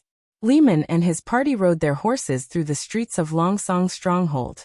After the battle, the residents of the city hid in their homes, closing their doors and not going out. Not a single person could be seen on the streets. It seemed somewhat deserted. "Sir Lehman, is your hand okay?" Shield Knight Levin asked. "It's not a big problem," Lehman shrugged. "At least I can still move." But this action made him frown. Last night's battle to seize the gate had gone very smoothly. There were only 20 guards guarding the east gate, and they had never thought that the enemy would attack from inside the city. Although the horn had been blown, it would take at least a quarter of an hour for the reinforcements to arrive. 15 mercenaries took the pills and rushed to the top of the wall, killing the guards one by one, while Lehman led the knight to open the gate. In the darkness, he didn't notice that there was a side door on the wall, from which 2 guards suddenly rushed out, one of them holding a hammer, and rushed towards him. In order to make it easier to turn the capstan, he had already put his weapon into his waist, so in a hurry, Lehman had to use his arm to block. Almost at the same time, Levin on the other side thrust his sword straight into the guard's waist. Affected by this fatal blow, the hammer's power was reduced by more than half, but it still left a dent on his arm. At that time, Lehman didn't feel much pain, but after seizing the city gate, he found that it was difficult to lift his right arm. Undoing the armor, he saw that his forearm was swollen like a rolling pin. "I hope the church has some pain-relieving herbs," Levin said. "They often prepare some strange things. For example, meatballs." The other night, Dorn said with a grin. Of the 13 knights' night attack, 2 were lost, and 1 was seriously injured, now lying in the camp moaning. It was estimated that he wouldn't survive the night. Overall, such a loss is acceptable, Lehman thought. Now that the militia has entered the city, the stronghold has completely fallen into my hands. Soon, a group of people arrived at the entrance of the church. A group of more than 100 militia members were already waiting for orders. Seeing Lehman, they all showed a look of longing. "Give them the pills." Lehman dismounted. Seeing that everyone had received the pills, he led the team up the stairs to the main hall. "Stop!" The 2 believers guarding the door shouted. "You are not allowed to bring weapons into the Holy Land." Levin pulled out his weapon and handed it over with both hands. "I know, I'll give it to you, okay?" Just as the believer was about to take the sword, he suddenly grabbed the hilt with one hand and flicked it upwards. The believer's hands fell to the ground. "Ah!" Before the believer could scream in pain, the knight had already pierced his throat with the tip of his sword. Although Levin's nickname was Sturdy Shield, his swift sword was rarely matched. Another believer had his throat slit by Dorn. Lehman kicked the door open and walked into the hall expressionlessly. "Who are you people?" A middle-aged man in a white priest robe with blue edges stepped forward, fearless in the face of the bloody blade. "How dare you break into the church? Children, capture them." Lehman sneered. Most of the townspeople were staying at home. and there were only 20 or 30 believers stationed in the church. In the face of the battle-hardened knight, only death awaited those who resisted. Not waiting for his order, Dorn had already pulled out his sword with a strange smile and cut down a believer who had rushed forward. The others quickly joined the battle, and the church suddenly became a mess. Seeing that the situation was not good, the priest shouted, "Children, take the holy medicine. Let God give you the power to defeat the thugs." His Majesty Timothy had guessed correctly. Lehman was delighted. There really were pills here. He saw the believers' eyes suddenly become red, and blue veins appeared on their faces. During the period of effect of the medicine, an ordinary person could burst out with strength and speed beyond the limits of the human body. And the narrower the terrain, the more difficult it was to deal with. "Unfortunately, you are not the only one who has this kind of thing," he thought. "Taste your own strength." "Get out of the way," he shouted. "Militia, meet the enemy." The militia behind him heard this, and couldn't wait to swallow the double-colored pills, and then began to fight with the believers who had gone berserk. At this time the priest's face finally changed. "Why do you also have holy medicine?" Lehman bypassed the two groups of people who were fighting, and with a sword in one hand approached the other. "This is a gift from the church. If it weren't for you, I'm afraid His Majesty would have already unified Grey Castle." "His Majesty?" The priest's eyes widened. "You are Timothy's." His voice stopped abruptly, and the sword in the knight's hand had already pierced his chest, penetrating his heart and lungs. This battle of great disparity in strength quickly ended, and more than 20 believers were slaughtered, their corpses lying disorderly on the ground. After the effect of the medicine subsided, the militia let out heavy breathing sounds, and sat down contentedly against the corpses, not minding the wanton flow of blood in the slightest. Lehman increasingly felt his arm become heavier, and the sword just now made him feel as if he was being torn apart. Sometimes he also wanted to swallow the black pill to make himself ignore the physical exhaustion and pain, but every time he saw the ugly state of those who took the medicine, he withdrew this idea. Regarding the two kinds of pills sold by the church, Lehman already had a deep understanding. For a healthy person, the pill could only take effect up to 3 times, the first time about a quarter of an hour, after which the duration would become shorter and shorter, and at the same time, a strong dependence would form. If the medicine was not taken for a long time, the body would gradually decline until death. Taking advantage of this characteristic, he made all the militia take the pills before setting off, forcing them to obey his orders. And the desire for the medicine could also turn the weakest and most incompetent farmer into a bloodthirsty beast. Now this was the second time these 100 people had taken the pill, and they only had one chance left. However, even if they continued to take the medicine after 3 times, it could only alleviate the pain, and could not reverse the process. In other words, as long as they took the first pill, it was equivalent to already having one foot in the coffin. Of course, Lehman would not tell this group of people. There was no doubt that the 2-color secret medicine was a conspiracy of the church, and His Majesty Timothy was clearly aware of this, so he forbade any knight to use it. However, it was also a weapon to unify the kingdom, or in other words, a necessity. Without it, His Majesty would not be able to defeat Garcia Wimbledon, who also had the pill. When he first heard His Majesty mention this matter, Lehman still couldn't believe it. He really couldn't understand why the church would support 2 royal bloodlines to compete for the throne. But a series of subsequent changes made him increasingly agree with His Majesty's judgment. And now that he had also seen the pills in the Church of the Western Territory, he no longer had any doubts. The church did not intend to help any prince ascend the throne. What they wanted was the entire Grey Castle. "I found the pills in the basement for big boxes. There are several thousand pills." After thoroughly searching the church, Levin excitedly reported, "There are also a lot of golden dragon, jewelry and silk, which should have been donated by the believers. Take away everything that can be taken away, and burn everything that can't be taken away," Lehman ordered. "In any case, this is all done by Roland Wimbledon. We are only helping the church suppress the rebellion." Since the secret medicine had to be provided by the church, now was not the time to shed all pretense of cordiality. Pushing the blame to the 4th prince would be considered as a dead man with no evidence. In order not to arouse the church's suspicion, His Majesty himself stayed in the north, pretending to listen to the other side's instructions, but sent himself with a small number of knights to recruit a large number of militias to seize the western territory. Now that the church's forces were all concentrated in the kingdom of Wolfheart, they had no time to pay attention to the situation here, so it was necessary to unify Grey Castle as soon as possible, so that they could spare some strength to resist the church's attack. His Majesty Timothy believed that sooner or later, they would attack Grey Castle, so before that, it was necessary to store and collect as many pills as possible.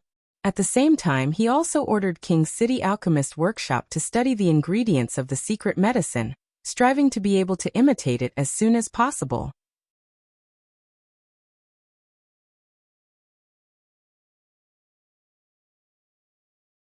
Chapter 197. The next morning, Roland learned that a large group of soldiers and horses were approaching. Lightning discovered the slow-moving troops during her routine patrol. What, more than 1,000 people? Roland was startled. Wasn't it supposed to be a delegation of 50 people? Aha, Maggie added. But not many of them, only 6. What about the people on foot? What about their clothes and weapons? Ordinary, most of them don't have any armor, just ordinary linen clothes, Lightning said. They also have a variety of weapons, but several hundred of them carry a short spear on their back. With such poor equipment, are they forced to recruit civilians or serfs? Roland wondered. In this era, there was no special training for the militia. To put it bluntly, the militia was responsible for carrying food and supplies for the knight's army, and sometimes served as cannon fodder to consume the enemy's arrows. If Timothy wanted to kill him by force, it was impossible for him not to know about the battle between Longsong's stronghold and border town. More than 200 knights of the Duke of Ryan's coalition army had not been able to touch the border of border town, let alone this group of militia running on foot. Knowing the course of the battle and the result, they still marched to border town, which could only mean that they had the confidence to break through the dense line of guns. Roland could not help but think of the church's pills. Before, he had speculated whether the church was supporting him and Garcia, and whether they were also supporting Timothy. If these people all had pills, the situation would be completely different. In a short period of time, a human could run at a speed close to that of a horse without fear of pain. In other words, the line of guns would face the attack of more than 1,000 knights. As long as one of them rushed into the line, the First Army would suffer casualties. Fortunately, the current First Army was no longer the army it had been 2 months ago. Although the revolving rifles had only been replaced with 100 or so rifles, the firepower they could deliver far exceeded that of the flintlock unit. Especially after the shooters were equipped with specialized reloaders, the enemies within a range of 300 meters would be met with continuous attacks. The artillery team had also been expanded after the Battle of the Stronghold, from the original 4 teams to the current 20 teams. Each team was equipped with a modified 12-pounder field cannon, which had increased the effective range to more than a kilometer. However, Roland thought of another problem. Did you notice that those people on foot are wearing God's stones of retaliation? I didn't dare to get too close, Lightning said, pointing to Maggie. This guy can see much better than me after turning into an eagle. The latter shook his head and said, I didn't see it. Maybe it's hidden in my clothes too. If that's the case, Roland pondered. Why don't you take Nightingale and fly again? With only one person on its back, it should be able to fly at a height of about 10 meters, right? You just fly along the Redwater River. Maggie will be responsible for guarding the front. If you encounter any passing ships, use Nightingale to enter the fog state. He looked at Nightingale and said, when you get close to the enemy, you observe them from a distance to see if anyone is carrying a God's stone of retaliation. Do not attack without permission. Yes, Nightingale and Lightning said in unison. Just as the 3 of them were ready to set off, Roland stopped them. Remember, safety is the most important thing. Protect yourself. No problem, Nightingale winked and said with a smile. After the witches had left, he felt a little uneasy. Wasn't that last sentence too much like raising a flag? Moreover, he also realized that he had made a major mistake in his work. That was, his control of Longsong Stronghold's intelligence was too weak. If it wasn't for Perot's messenger, he would have likely encountered the enemy only when they reached the door. Once they were caught in a street fight, it would be difficult for the First Army to reverse the situation after losing their firepower advantage. I'm still too young and too simple, Roland thought. I have to make up for this after the war. Moreover, it's not just intelligence, I should also place my own people around Perot. The prince sat restlessly at the table, not in the mood to eat lunch. Only when lightning flew into the room like a fairy with Nightingale on her back, did he breathe a sigh of relief. Maggie flapped her wings and landed on Nightingale's shoulder, shouting, "No coup, no coup. No got stone of retaliation? Most of them don't have any." Nightingale took off her hood, revealing her blonde hair. I observed from the front to the back, except for the 10 people leading the militia, there were only 3 or 4 black holes. Very good. Roland immediately formed a preliminary battle plan in his mind. Are you all hungry? Let's go to the dining room first. Tell the chef what you want to eat. Honey barbecue coup. Maggie spread her wings and raised her head. Outside the east side of the town, Vander glanced at the busy stonemasons and workers on both sides of the road. What are they building? Hundreds of people first dug several large pits in the ground, and then built brick walls around the pits. He had thought that these walls would be connected to block the road, but he didn't expect that they were built around the pits. Who cares, I only know that there are enemies to beat, Jop said excitedly while fixing the gun carriage in place. Indeed, Vander thought. Since the last time they defeated the Duke's coalition, His Royal Highness had personally awarded each member of the artillery team a bronze badge, no a medal. The front of the medal had the symbol of Longsong Stronghold's high wall, and the back was engraved with the year and military achievements. It was made very beautifully, which made the firearms team extremely envious. Moreover, in addition to this honor, everyone was promoted 1 level. Now Vanner was the captain of the artillery team, in charge of 10 artillery teams. The Rodney brothers, Cat's Claw and Jop, were promoted to team leaders. 3 of them were transferred to the newly established group to teach the new recruits how to operate the artillery. The most exciting thing was that His Royal Highness had fulfilled his promise. On the east side of the town, at the foot of the impassable mountain range, Vanner was given a piece of land. Although it was still only a forest, a stone tablet had been erected on the ground, symbolizing that the right to use this land belonged to him. So when they learned that the enemy wanted to invade the town, the First Army suddenly became excited. Everyone was eager to fight, hoping to make a contribution in this battle. When dusk fell, Van who had finished the day's practice, wiped the sweat from his forehead and leaned against the gun carriage to take a break. For the whole afternoon, he had been checking whether the recruits had followed the rules and procedures to fire the artillery, shouting until his throat was almost smoking. "Drink some water." Jop handed over a leather bag. "Thank you."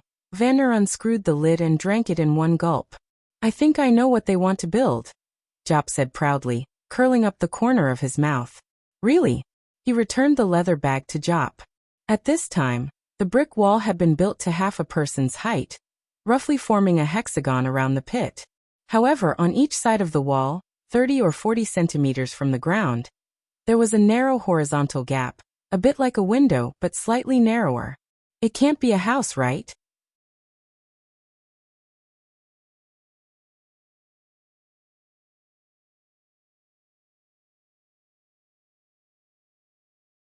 Chapter 198. 3 days passed by quickly, and the defensive line was basically completed. Roland stood on the high platform behind the position. Just like during the months of demons against the demonic beasts, he personally came to the battlefield to encourage all the officers and soldiers of the First Army. Because Nightingale had a special mission. She had already sneaked into the battlefield with Echo, and the witch who had taken over his protection duty was Anna. Roland himself had also put on a coated armor, with 2 revolvers at his waist. If the defensive line hadn't completely collapsed, it would have been very difficult for the fish that escaped the net to pose a threat to him.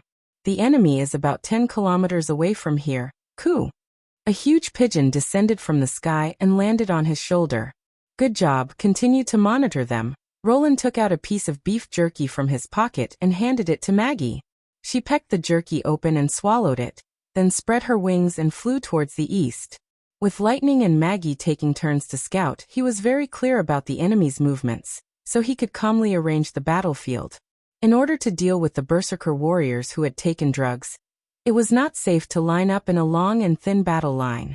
In particular, according to Lightning's report, he was particularly concerned about the hundreds of people carrying short spears on their backs.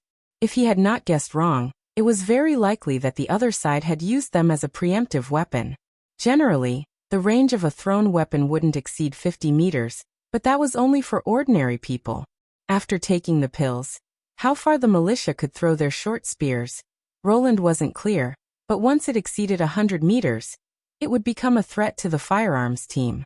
So he simply chose to put down a batch of bunkers, implement urban tactics, use buildings to block the entrance, guns to block the road, and artillery to suppress the enemy, building an insurmountable line of defense.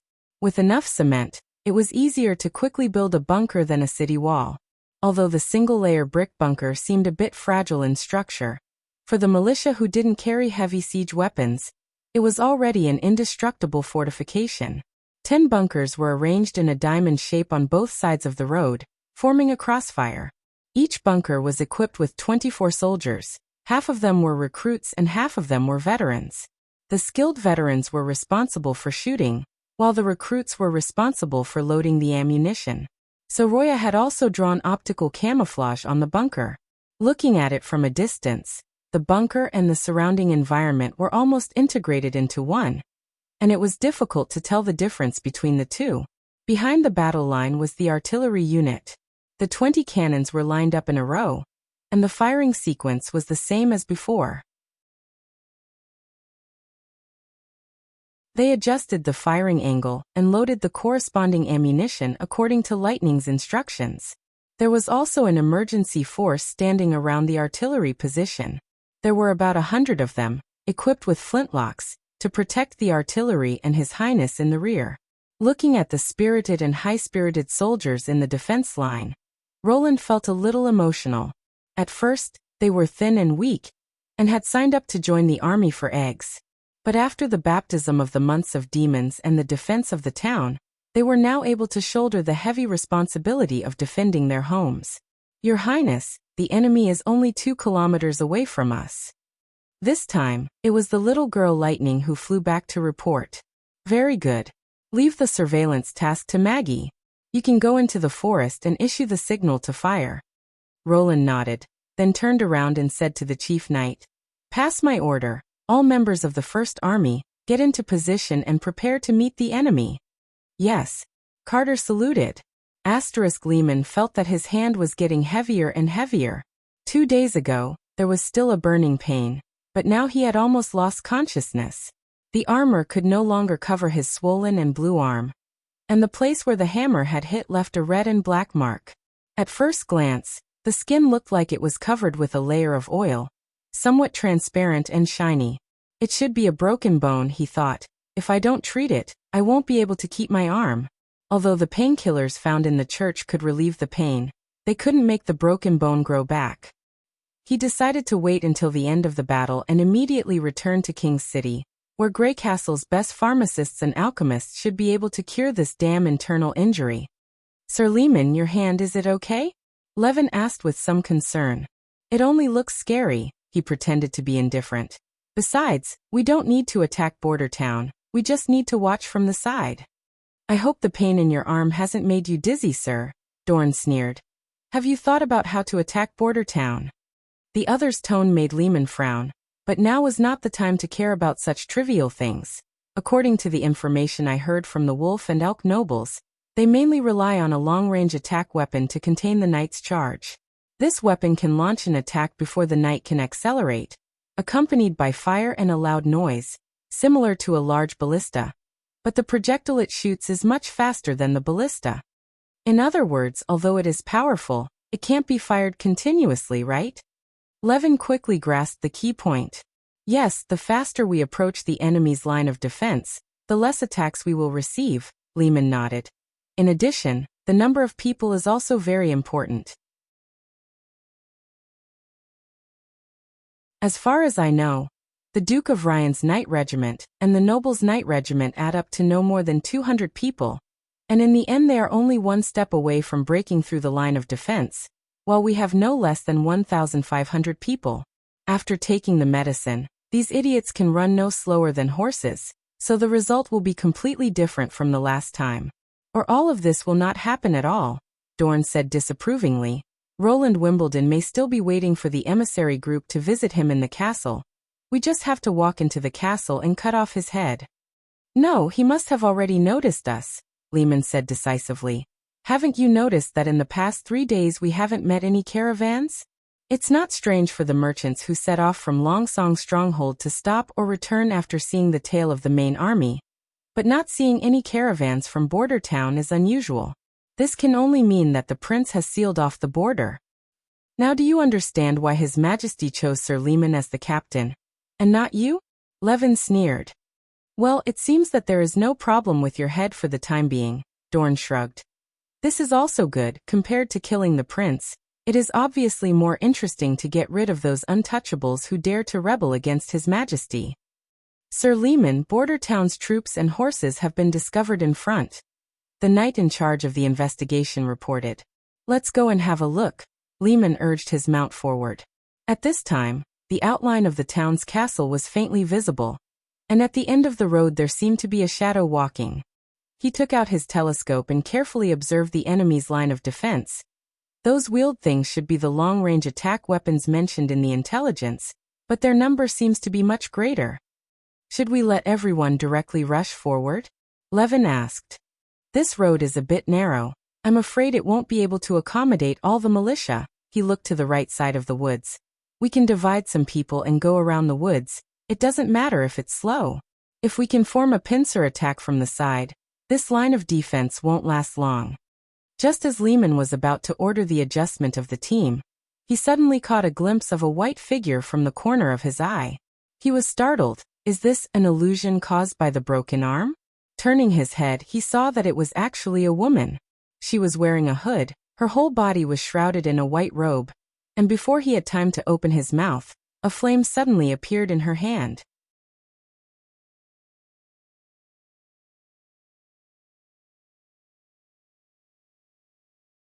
Chapter 199. Everyone charge. Almost at the same time, Lehman's voice rang out. Levin stared blankly at Lehman Hawes, who had fallen from his horse. The back half of his head had completely exploded, revealing a red and white slime. The broken helmet had fallen to the side, the top of which had a large hole, seemingly unable to provide any protection. Charge, everyone charge. Then Levin's voice also rang out. No, I didn't even speak. Levin covered his mouth and looked behind him. The militiamen had already swallowed their pills and began to run, as if a wall of people were rushing towards him. It's the witch, he realized. The witch had imitated his voice. Don't rush, stop, he shouted. However, this voice was like a small splash in the midst of the surging crowd. Some people stopped when they heard his order, but even more people continued to charge forward. Quick rush, break through the enemy's line of defense. The town will be yours to plunder. Not only his voice, but Dorn and the other knights' voices rang out at the same time. Moreover, their voices drowned out all the noise, as if they were directly roaring in their ears. Bursts of shouts also broke out from the ranks. As if in coordination with this order, the crowd began to shout the slogan "Plunder," one after another, not knowing who started it, but it soon resounded throughout the entire army. The situation was completely out of control. No matter how much Levin shouted, it was all drowned out by the excited roars of the crowd. He had to control his horse with all his strength, in order to prevent himself from being carried away by the torrent of people. The militiamen seemed to have lost their minds, rushing towards the center of the road. No, that's not right. They didn't have any sense of reason, especially under the guidance of someone. After taking the medicine, they would enter a state of extreme excitement, and any slaughter would only stimulate them further. At first, some people avoided Lehman, who had fallen to the ground, but later on, the crowd directly stepped over his body. Levin wanted to look for Dorn and the others, but found that they had been scattered by the flow of people.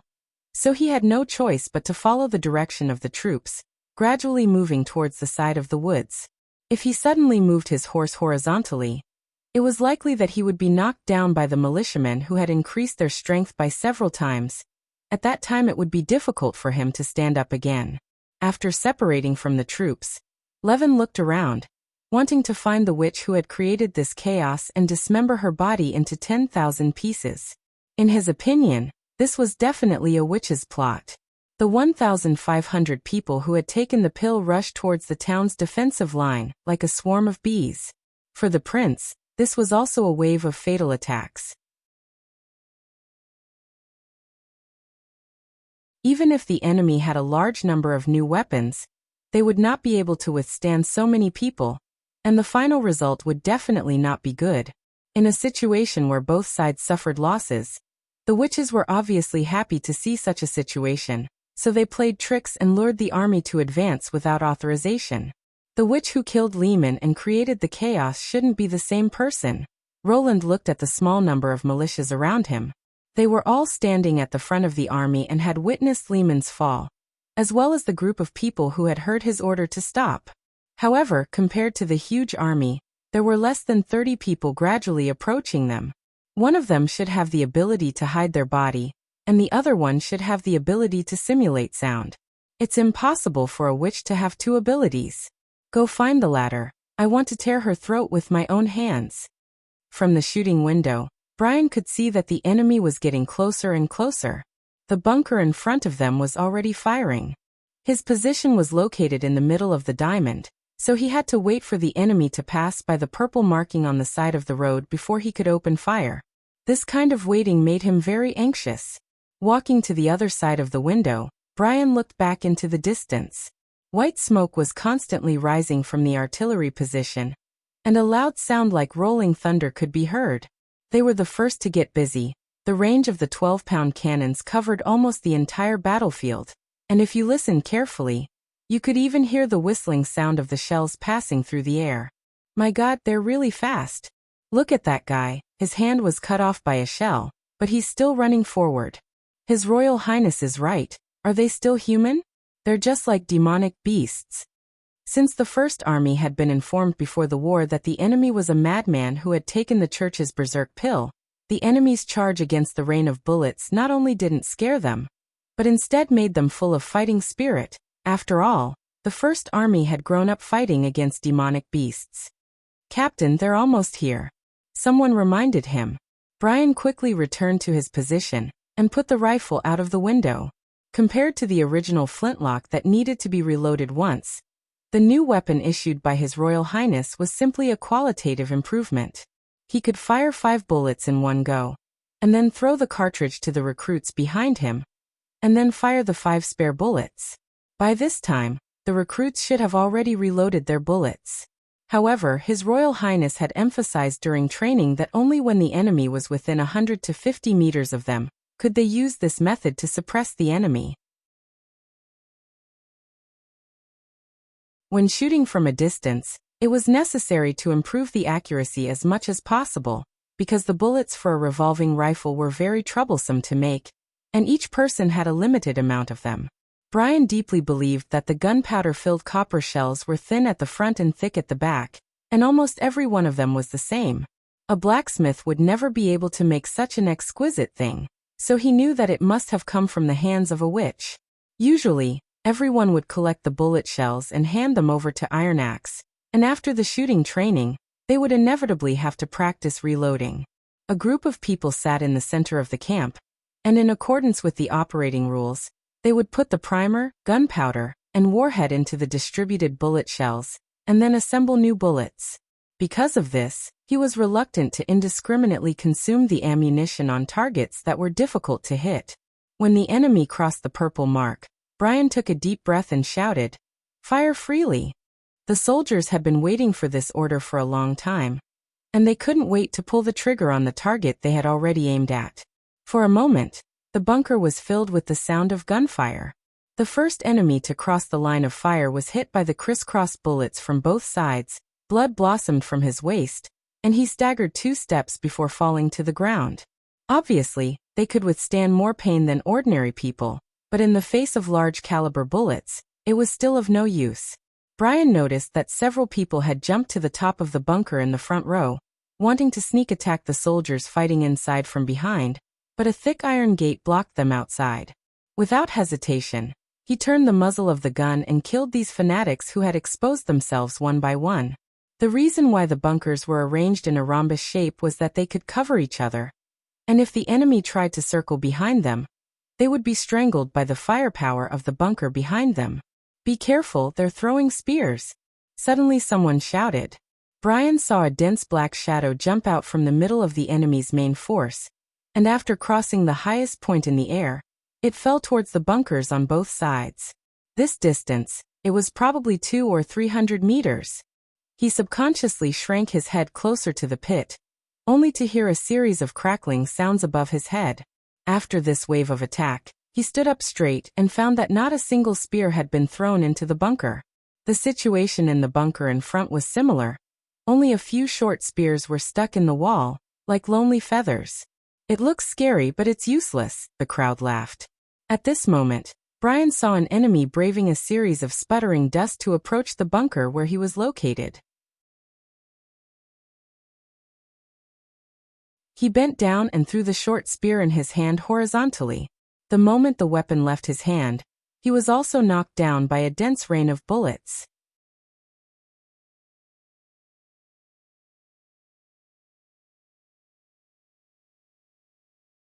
Chapter 200. Freckles. Someone shouted. "He's injured." "Don't move him," Brian roared. "I'll check his injury, you continue to shoot." He handed the rifle to the recruit behind him, who was responsible for loading, and bent over to the other side. The wounded was still conscious. He trembled and asked, "Captain, will I die?" The short spear had stabbed into the lower part of his chest, but it was not clear whether it had penetrated or not. Seeing that his breathing was still smooth, it should not have injured his lungs. During the cultural class, His Royal Highness had briefly explained the role of the various organs of the human body, as well as the emergency measures in case of injury. In this case, the best way he could think of was to leave him alone and wait until the end of the battle for Miss Nana to treat him. "Does it hurt?" Brian asked. Freckles nodded with difficulty. "If you can feel pain, it means you won't die." The knight put his hand on his forehead.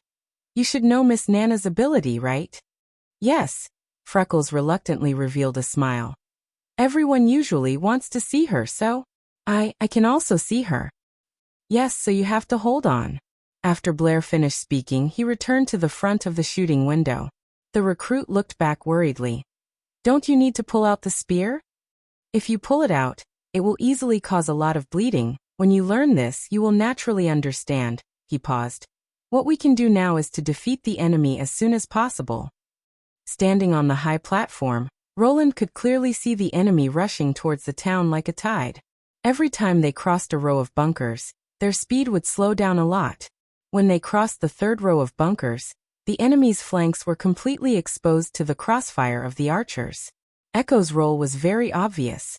Although the team was stretched into a long line, most of the people still followed the witch's continuous command to charge, running on the main road. Groups of people were falling at every moment, and they were helpless to do anything about it. Facing a fortification that couldn't be destroyed by swords and spears, Timothy's militia troops could only endure the casualties and continue to move forward. 300 meters behind the third row of bunkers was the artillery position, and within this distance, it was a dead zone covered by canister shells. In the sky, lightning had changed her flag to a bright red one. The firing angles of the 20 cannons were leveled, spewing flames and smoke in front of them. Roland roughly estimated that the cannons with the most proficient movements could fire a canister in 20 seconds, and the slower ones could fire in about half a minute. At first glance, it seemed to be close to the rate of fire of the excellent cannoneers during the American Civil War, but the latter's 3 shots per minute performance was the performance of firing solid shells, and a lot of time was spent on resetting the cannons and repeatedly aiming. There was no need to aim or clean the barrel when firing the canister, and the firing speed could be raised even higher. But for the enemy, this was already a terrifying rate of fire. The canister bullets were particularly lethal to unarmored targets. Almost every iron ball could penetrate 2 or 3 people. Although the pills could resist pain, they could not suppress fear. When they saw the people around them being turned into sieves, even if they were filled with excitement and the desire to kill, they could no longer suppress the instinctive fear of life. Not to mention that they weren't some iron-willed troop to begin with. Without the pills, these people were just a group of untrained civilians who lacked actual combat experience. When half of the people were lying on the road, the enemy began to flee. Fear spread like a plague. With the first one, soon a second and a third appeared. The front line completely stopped moving forward and began to change direction, retreating towards the rear. The artillery team once again replaced the solid shells and fired at the center of the road, while the flintlock team in the bunker never stopped firing. Piles of corpses fell on the road. Levin's anger gradually cooled down, and he began to feel afraid. More than 20 people first discovered the witch who had created the chaos. She was wearing strange clothes, and when she lurked in the woods, she almost blended in with the surrounding scenery. If the other party hadn't been moving forward with the main force, leading them to the center of the road, it would have been almost impossible for them to discover her. Even so, she caused great trouble for Levin. He discovered that the witch's imitated voice was erratic, and didn't need to come out from the mouth. Sometimes it came from the left, sometimes it came from the right, and sometimes it even came from the back of his head. The content was also varied, such as imitating his own accent to issue orders, or a malicious painful cry for help. But just as they were about to surround and capture her, the woman in white appeared again. Levin relived the shocking scene of Lehman Haas being killed in the blink of an eye. She was holding a silver crossbow in her hand, and as long as there was a burst of sparks and a loud noise, one of them would fall. The encirclement was torn apart in an instant, and for a moment, everyone became frightened. Their armor was unable to resist, and their shields were also of no use. The iron shield in Levin's hand was broken in half, and the small holes in the iron sheet told him how amazing the power of the other party's weapon was.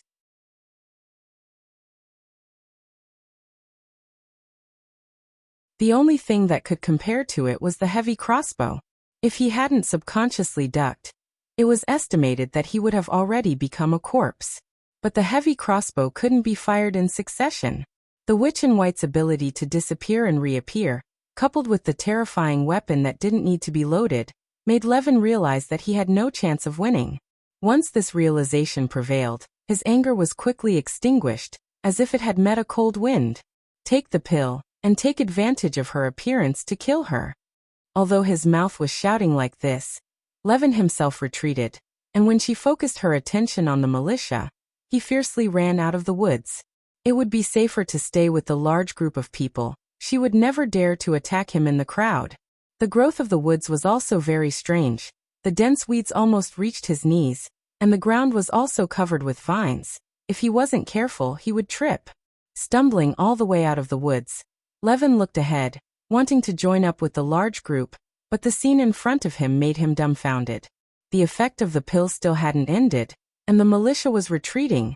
No, it should be said that they were fleeing. Those who were slow to run, or those who hadn't reacted yet, were pushed to the ground and ruthlessly trampled on by the people behind them. Charging like a galloping horse, and running away was the same. The surging tide of people stirred up the dust in the air, and he simply didn't dare to step forward to stop them. What the hell happened? Levin couldn't believe what he was seeing. In such a short period of time, 1,500 people were completely routed? And this was even under the condition of taking the pill. Are the prince's subordinates all monsters? At this moment, the sound of someone stepping on the weeds came from behind him. He clenched his teeth, and fiercely pulled out his sword and stabbed behind him. At this life and death juncture, his sword was even faster than before, like a bolt of lightning, but what greeted him was a dazzling flame. The sword was smashed into pieces by something, sparks flying in all directions, and then a stabbing pain came from his right hand that was holding the sword, and the feeling at his fingertips instantly disappeared. When his line of sight moved to his arm, Levin discovered that half of his arm had disappeared, and his red and white muscles and bones were exposed, like a snake grass flower in full bloom. The woman in white walked towards him with an expressionless face, and he couldn't help but take 2 steps back, and then tripped on the ground. The witch's foot stepped on his shoulder, and the cold weapon was pressed against his forehead. From this angle, Levin could see the other's face hidden under the hood. So beautiful.